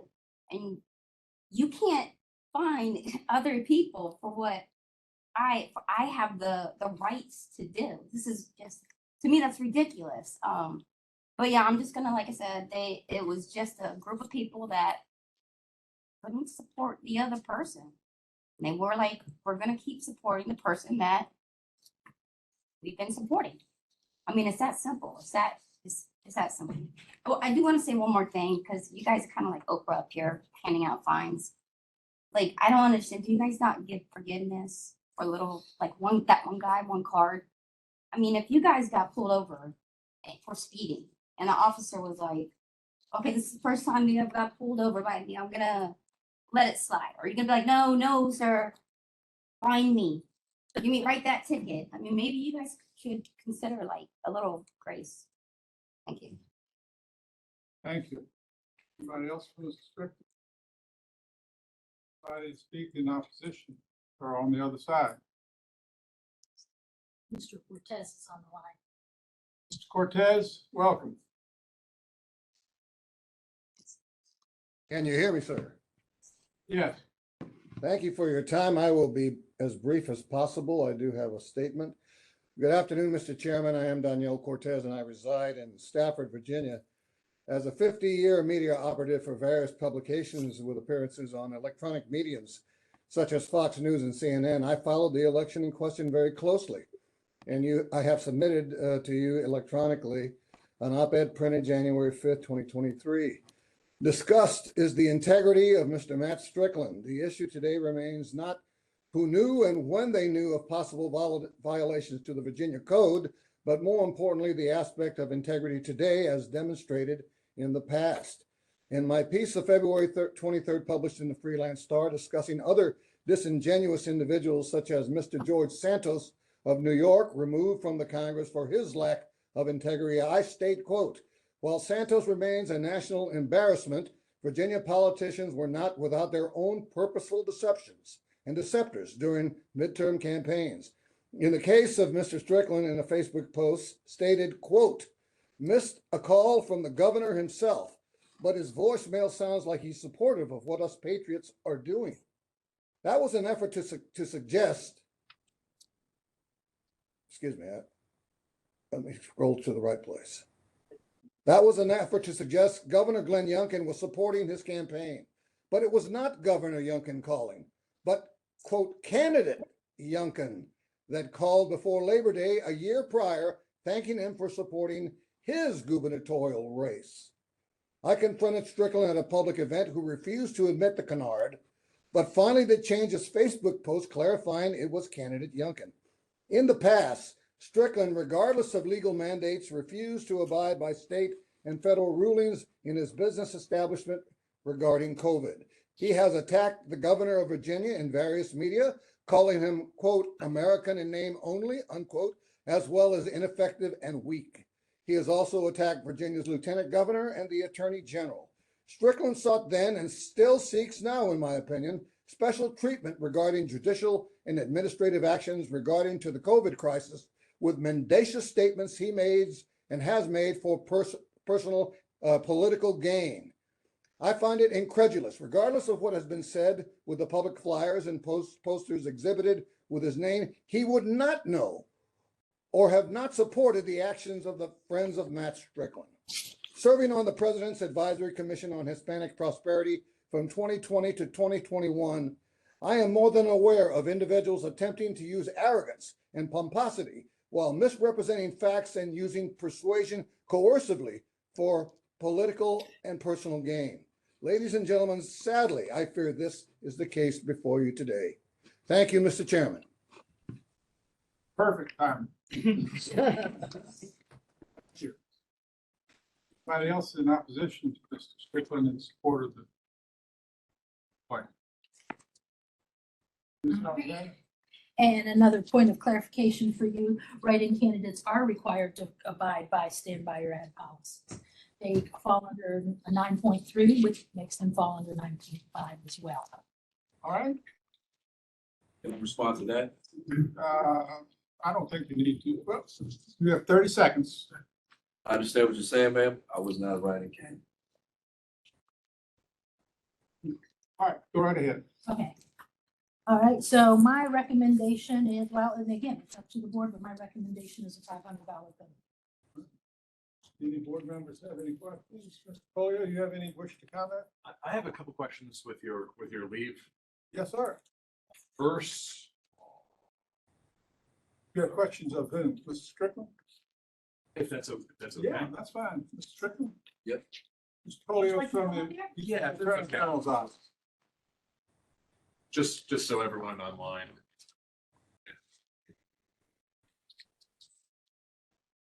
I'm not sure if you have a copy of this, but I have a copy of I believe it's a Facebook post from October something. The date is obscure, 2023. Okay. It's the last one in my packet. It shows a group of signs leaning against a plastic folding table. No, I don't have that. That was mine. That was. It's on the screen now, sir. Okay, yes, it's the one on the right there. Okay. And there's the one of the white signs that's at issue on the right, and on the left is a sign that says Matt Strickland, Virginia Senate, and has a half American flag. And then it looks like there is some sort of disclaimer written below. Mhm. Are you aware of those signs? Those were signs from my campaign. But actually, sir, you can't ask me about this, whatever you have in your packet. It was not in the official notice that was sent to me. And as you said, Mr. Merrick's, you're a stickler for code. And I'm glad you said that earlier. Because in the Virginia code, it says what has to be included in the notice. It says each notice shall include the matters of fact and law asserted or questioned by the SBE, including an explanation of the alleged violation. So that wasn't included in this official notice. So you can't even ask me about this. With all due respect, I can ask you whatever I want in this hearing. I don't see how. And so I'm also going to ask you, are you familiar with where this picture is taken? No, where's it taken? I don't know. I was asking you. Okay. Secondly,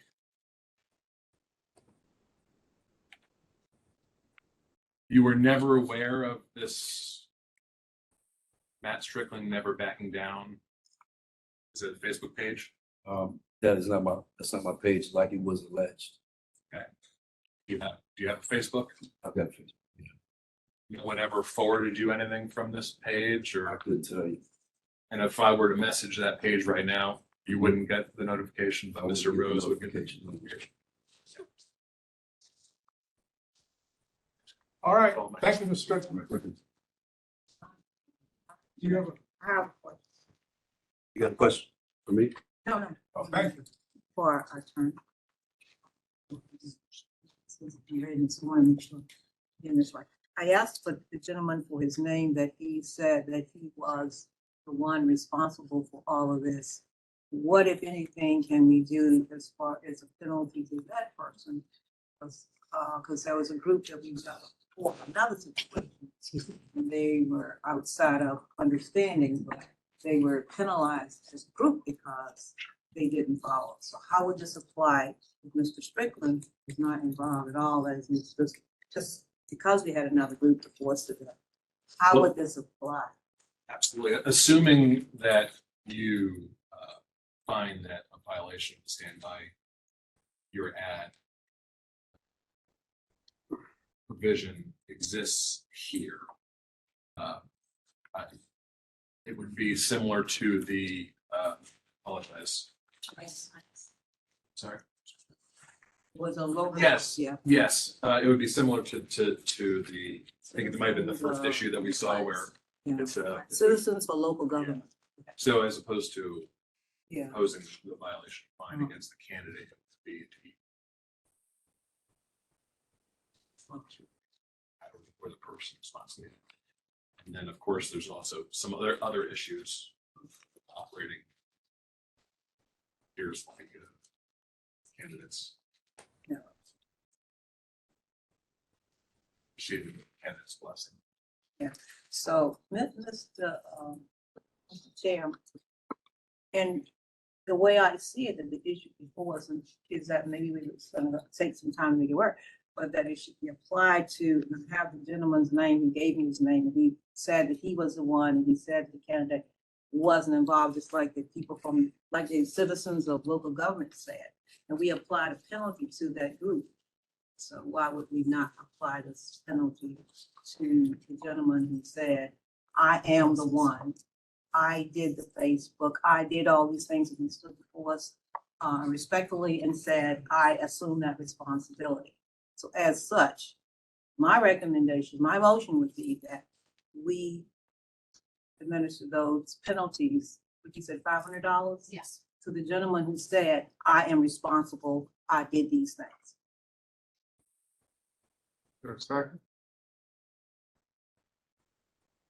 Let me just say that I think we have a body of information, which actually is evidence, which has been accumulated, and I think we need to deal with that is before us before we move into the other.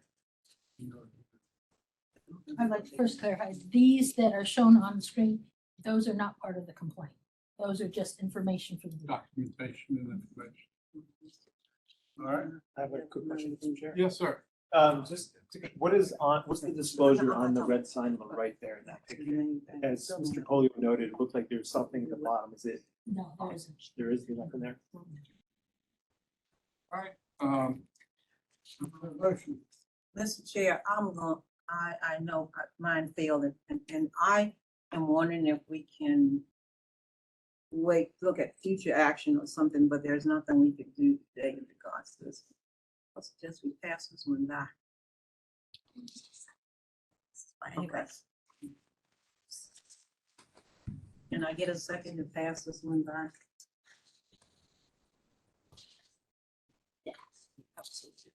How do you do that? Do you just pass it? If you don't get a second, it dies. Yeah, I don't, that's just like any other motion, not a Yeah, privilege it motion. doesn't- So if there's no second to that, Yeah. the original information will stay before the board. Their motion, So you're making a motion to. that motion failed. Pass it by.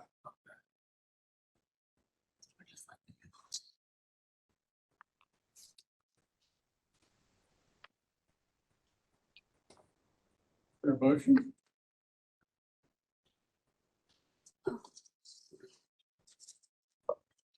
Just have one quick question for Mr. Strickland. So the signs at issue here, were you in any way, any point aware of these signs? Have I seen them driving around? Yeah. I've seen them driving around. Was I associated with them? No. Did I buy them? No. Did I put them up? No. But did you ever tell anyone those aren't my signs? No idea where they came from.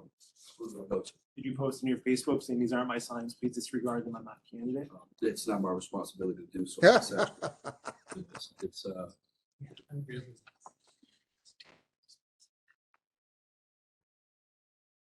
Mr. Chairman, I would like to say that the notice was sent to Mr. Strickland, and Mr. Strickland never notified me to tell me these were not his signs.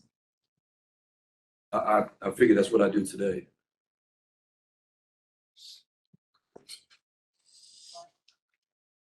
I kind of agree with Vice Chair Dance. I think, there was an expenditure made. It's unclear who made that expenditure.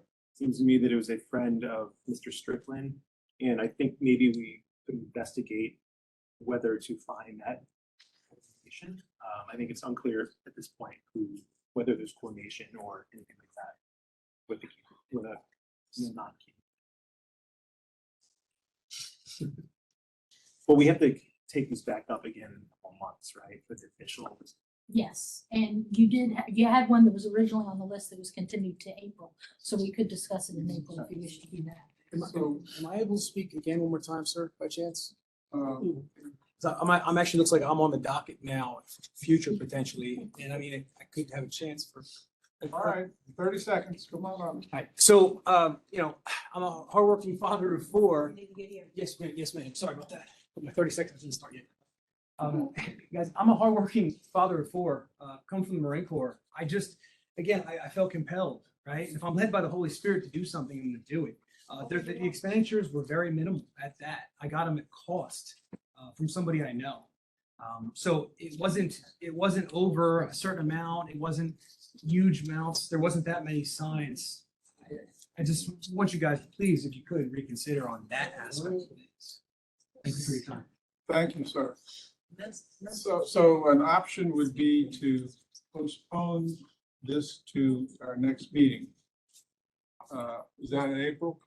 April 10th. April 10th. Yeah, I move that we postpone this issue. That does not preclude us from looking into the issue you raised. Yes, sir. All right, that's seconded. All in favor, say aye. Call the roll. Chairman O'Bannon. No. Vice Chair Dance. What am I voting for? Not Your motion. I'm voting to postpone it. I'm voting in favor of postponing. Delegate Merrick's. Aye. Mr. Weinstein, Secretary Elvis Long, aye. All right. We're moving along to Eric Gagnon for Town Council. I believe Mr. Gagnon's here. I see there is a sign here for him. Also, I recommend $25. He is a first-time offender.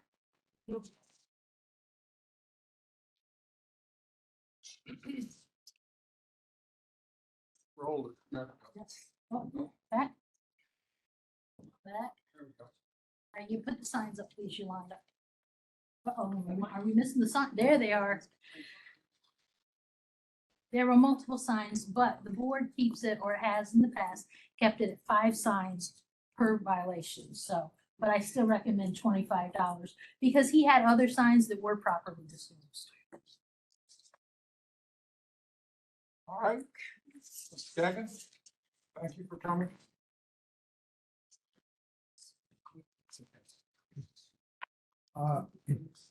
Good afternoon. My name is Eric Gagnon from Warrenton, Virginia, and I thank you for giving me the opportunity to respond to this notice of violation. This is the first time that I've ever run for public office. At the time, I didn't have a campaign manager or anybody who knew about the sign requirements when I had these printed. And these were the first yard signs that we had printed when we got our campaign going last summer. Then subsequently, when we did get some campaign management advice, we made sure to include the disclosure statements on all of our other materials, including our website. I would like to say this was an inadvertent error on my part, and that I did include the disclosure statement on everything else that we produced for the campaign subsequent to these signs, which I mentioned were the first items we produced. And also, since I'm going to be running again later this year, I'll make sure to include the disclosure text on our yard signs, so this won't happen again. Although these signs did not display disclosure, they did have a QR code, which did link to our campaign website. And I would just like to point out that under paragraph 5, under chapter 9.5, titled 24.2-956, under the Virginia Code, which applies, as I know, to electronic advertising, this inclusion of the QR code, which did connect to our website, that did have the disclosure at the bottom of every page on our website, it would seem to meet the spirit of that disclosure requirement. So I would ask you just to take that into consideration when you make your decision. Thank you. Thank you, sir. Any other comments from the public? Promotion? Oh, I'm sorry, Tammy? Yes, ma'am. And again, for clarification, that is click through on an electronic ad that is too small to hold the disclosure. So if you were looking at Facebook and it's a little bitty box and it said, Gagnon for Town Council, you click it and take you to a page with the disclosure. That's what that covers. Because one can't see with their naked eyeballs what that QR code says. I recommend the $25. Mr. Chair, I move that we apply the $25. Second? Second. All in favor, call roll.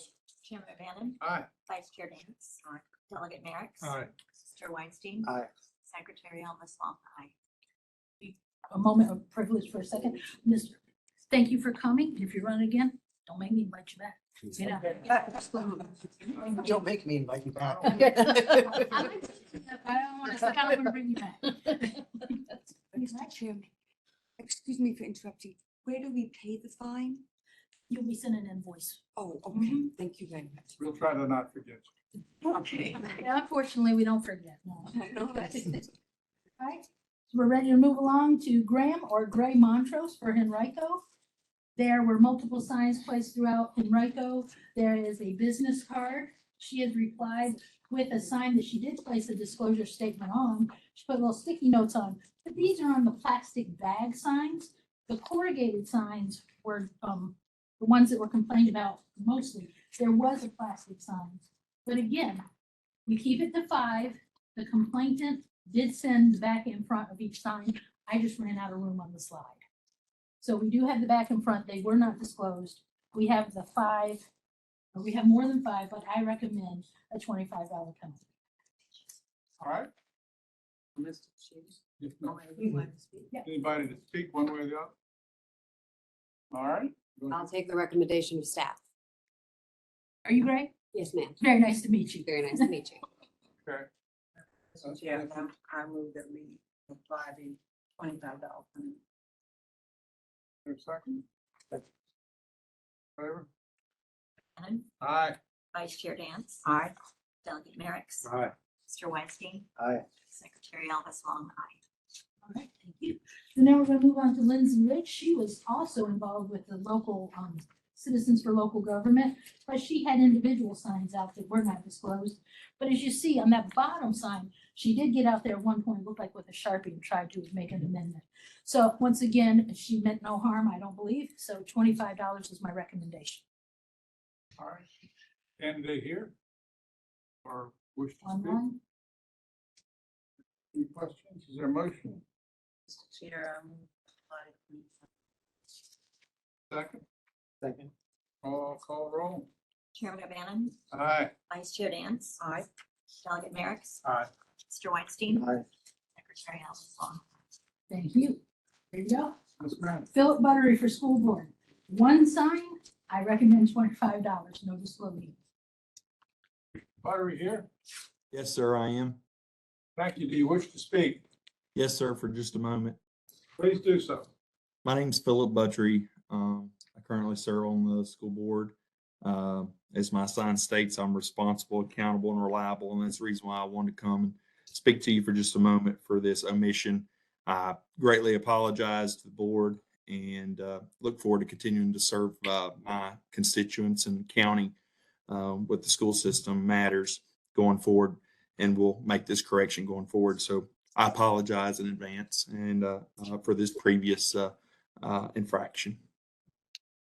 Thank you very much. We appreciate that. Thank you. And I recommend $25. Mr. Chair, I recommend that we apply a $25. Second. Second? All right, call the roll. Chairman O'Bannon. Aye. Vice Chair Dance. Aye. Delegate Merrick's. Aye. Mr. Weinstein. Aye. Secretary Ellis Long. Aye. Next, we have Savio for Fairfax. He also has no disclosure on 2 flyers and 1 sign. I recommend the $25. All right. Candidate wish to speak? Anyone wish to speak? We have a motion. Mr. Chair, I move that we apply the $25. All right. Chairman O'Bannon. Aye. Vice Chair Dance. Aye. Delegate Merrick's. Aye. Mr. Weinstein. Aye. Secretary Ellis Long. Aye. All right. Let's harken back to Mr. Brian Walker with his disclosure everywhere except for on 1 item. Miss Sandy for Vote Sandy for School Board, did the same thing. She missed the signs. I suggest a $25 penalty.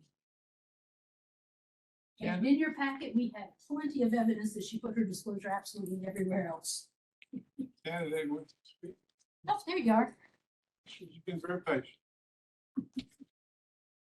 I just want to say that I was aware of this because Miss Tammy Alexander provides an amazing training prior to running for election. Unfortunately, we inadvertently missed this one, made an attempt to correct it immediately thereafter. And so thank you for your time and integrity, and I accept responsibility.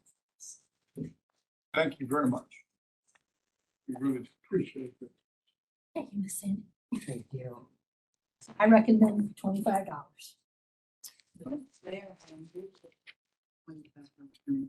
Second. Call the roll. Chairman O'Bannon. Aye. Vice Chair Dance. Aye. Delegate Merrick's. Mr. Weinstein. Aye. Secretary Ellis Long. Aye. Thank you. Next, we go to Woodward for Supervisor. Mr. Manning Woodward sent out an email that is undisclosed. Mr. Purcell is here to speak on his behalf. He does mention that it's an email. Email is listed under print media as something that requires disclosure. I recommend $25. Well, let's hear from Mr. Purcell. He's been very patient, sir.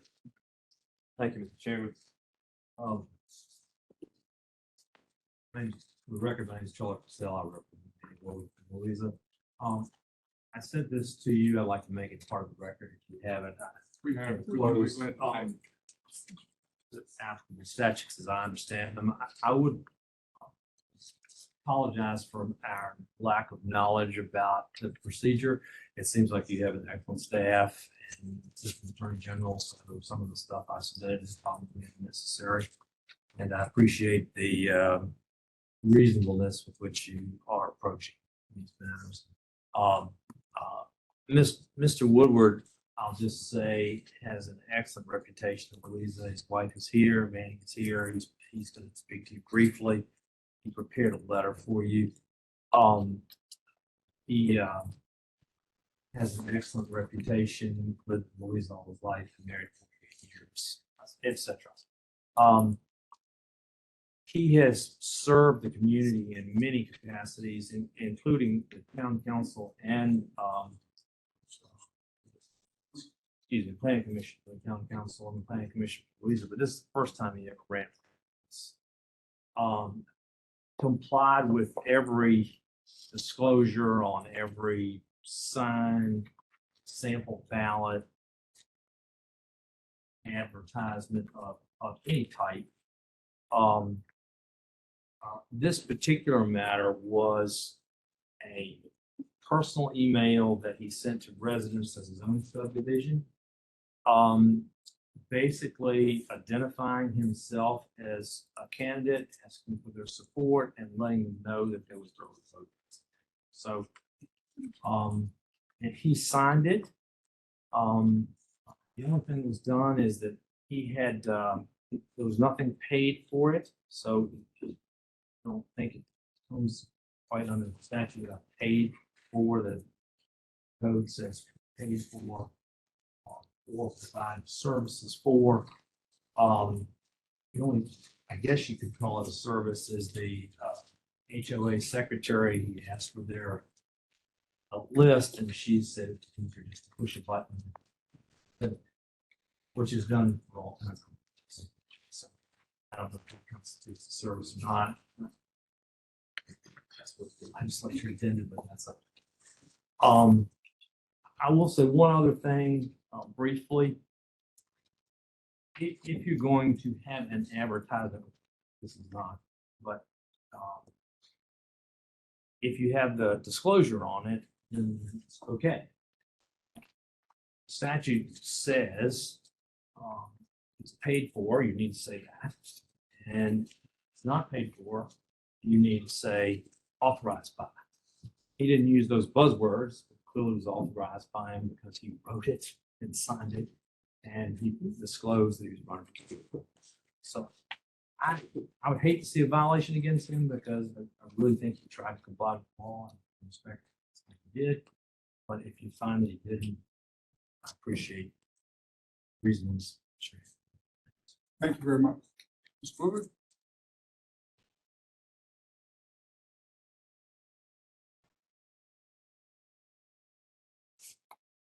Mr. Chairman, board members, good afternoon. Really appreciate y'all allowing me to get up and have my say. Ms. Purcell, I think, handled it. I don't need to go through that and everything. But I just want to say, I'm sorry. Appreciate your consideration. I certainly have no idea I was doing anything to violate. I guess I should have, but I didn't. I'm sending this out. Almost all of those people, my wife and myself, have lived in this subdivision since 2001. The majority of the people still live there. It's not a whole lot of turnover.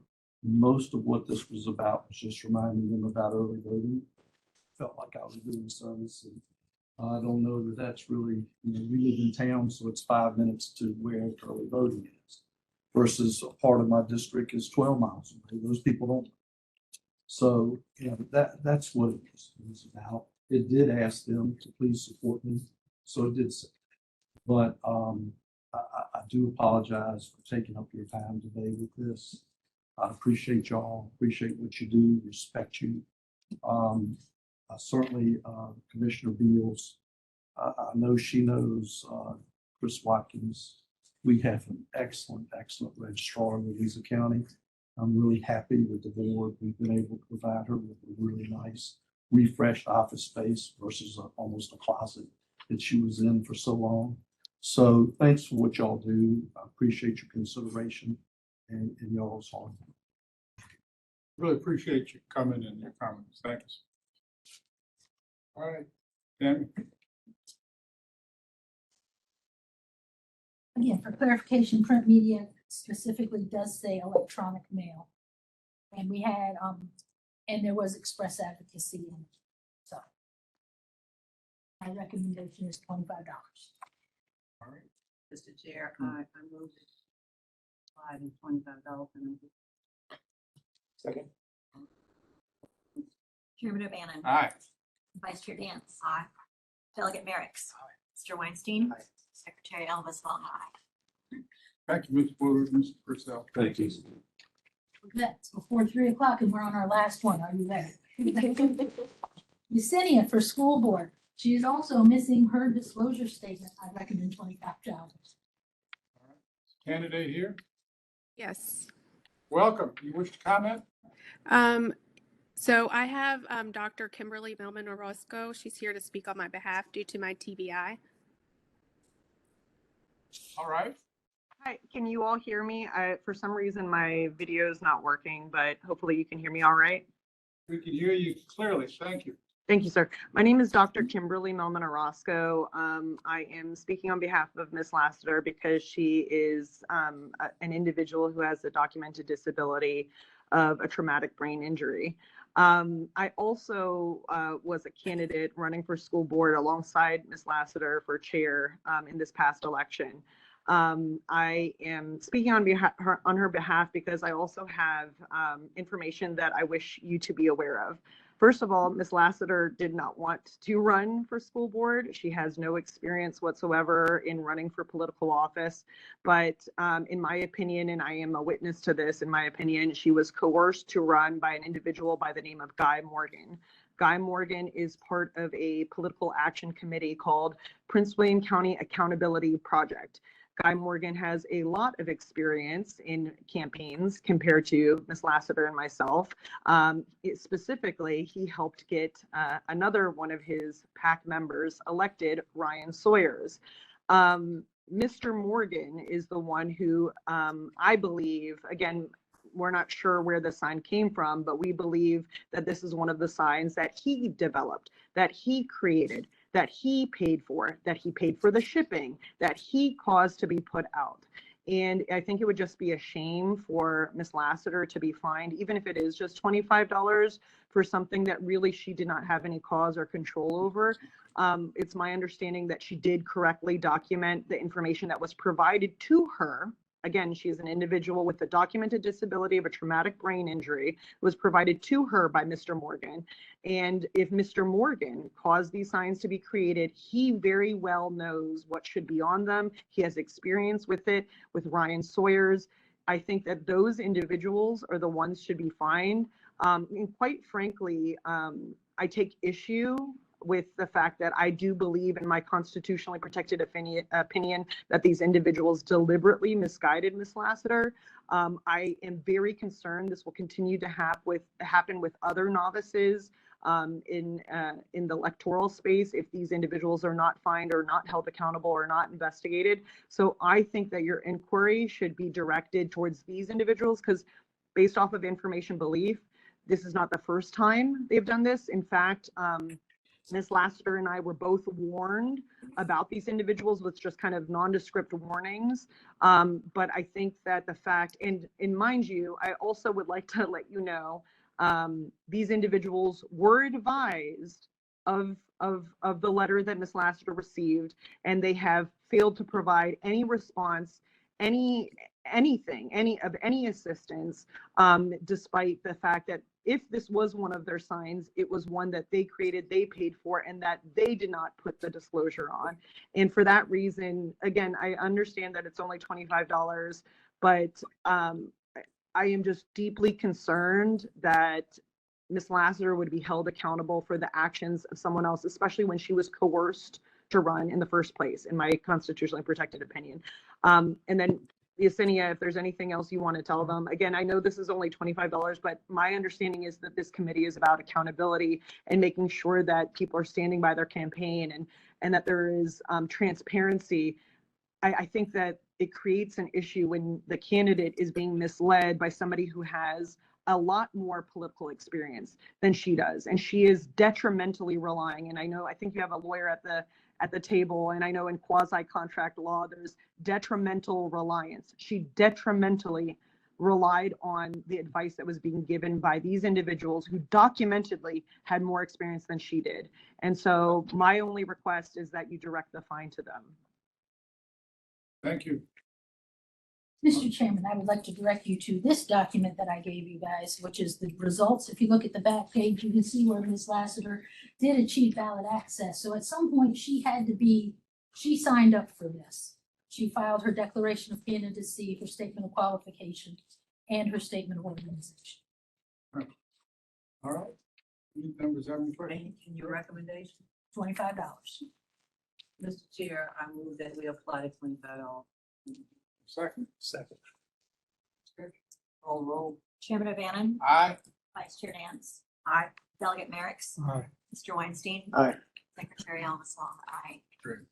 Thank And you. and if you folks think you have an additional issue here, I would direct you to your elected officials who passed the laws that govern elections in Virginia. And it's, our policy setting is limited by those laws. So if you think you have another issue related to disability or other things, I encourage you to pursue that avenue rather than this. Yes, sir. Thank you for their recommendation.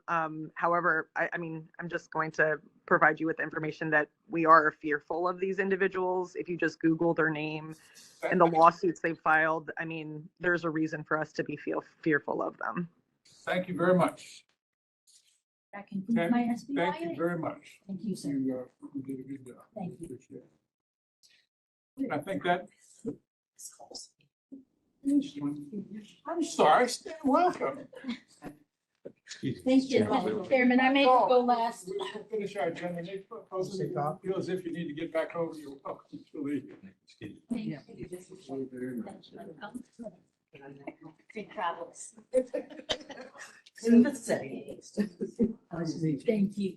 You got my good side. They're good fellows. Nice to meet you. Well, Chairman O'Bannon, Vice Chair Dance, members of the board, thank you for having me today. What's before you does not have a suggested motion regarding this regulation because this is supposed to be informational to just prepare you for an impending regulatory action and proposed hearing that we are aiming to have occur in April. So this regulation pertains to disclosure statements on print media advertisements, which is why we wanted this to go after Stand By Your Ad, so there's no confusion. This would impact Stand By Your Ad in the future. And just to give you some background, because not everyone was here when this regulation was initially introduced, this stems from legislation that passed in 2020 that instructed the board to promulgate regulations to be effective in 2024. So election regulations kind of fall into two categories. We have our exempt regulations, and then we have our non-exempt. Campaign finance is a non-exempt regulation. So it has to go through the entire process of the Administrative Process Act, which means it has to hit 3 stages. First is a notice stage of a regulatory action.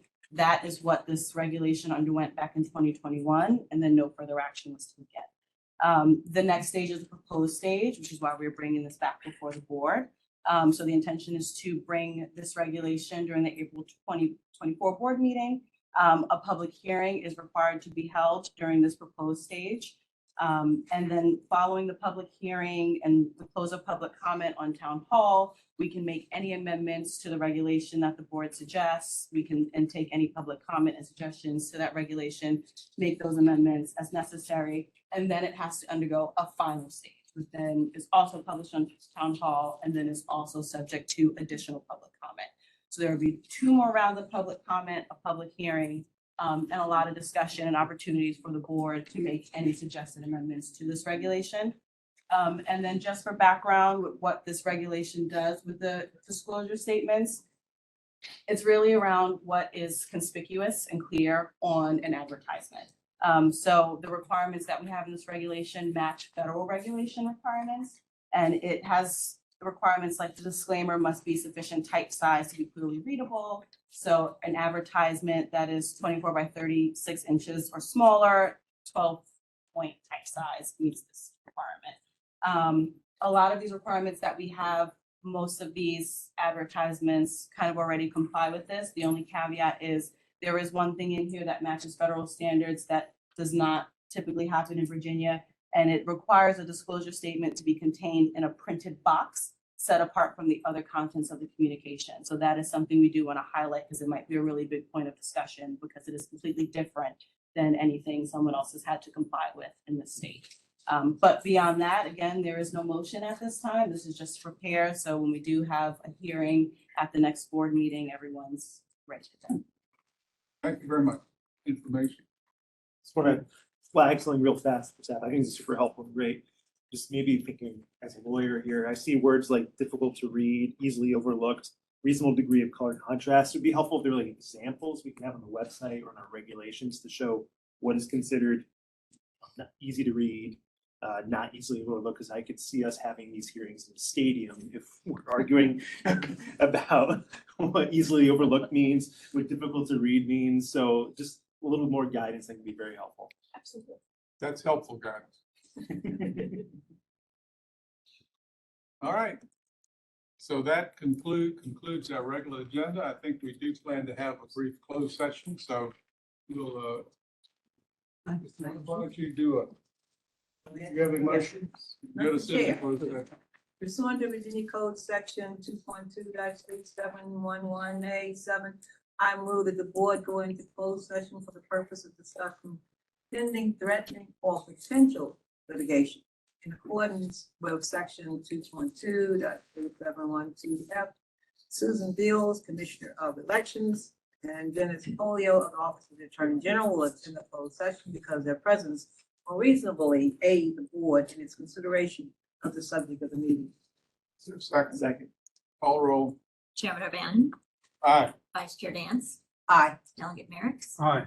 Weinstein, Aye. Secretary Elvis Long, aye. All right. Well, thank all the people from the public for coming and participating today, and we will plan to see you in April. I signed up for the sign. I had to sign up for the sign up. Did you post? Go ahead.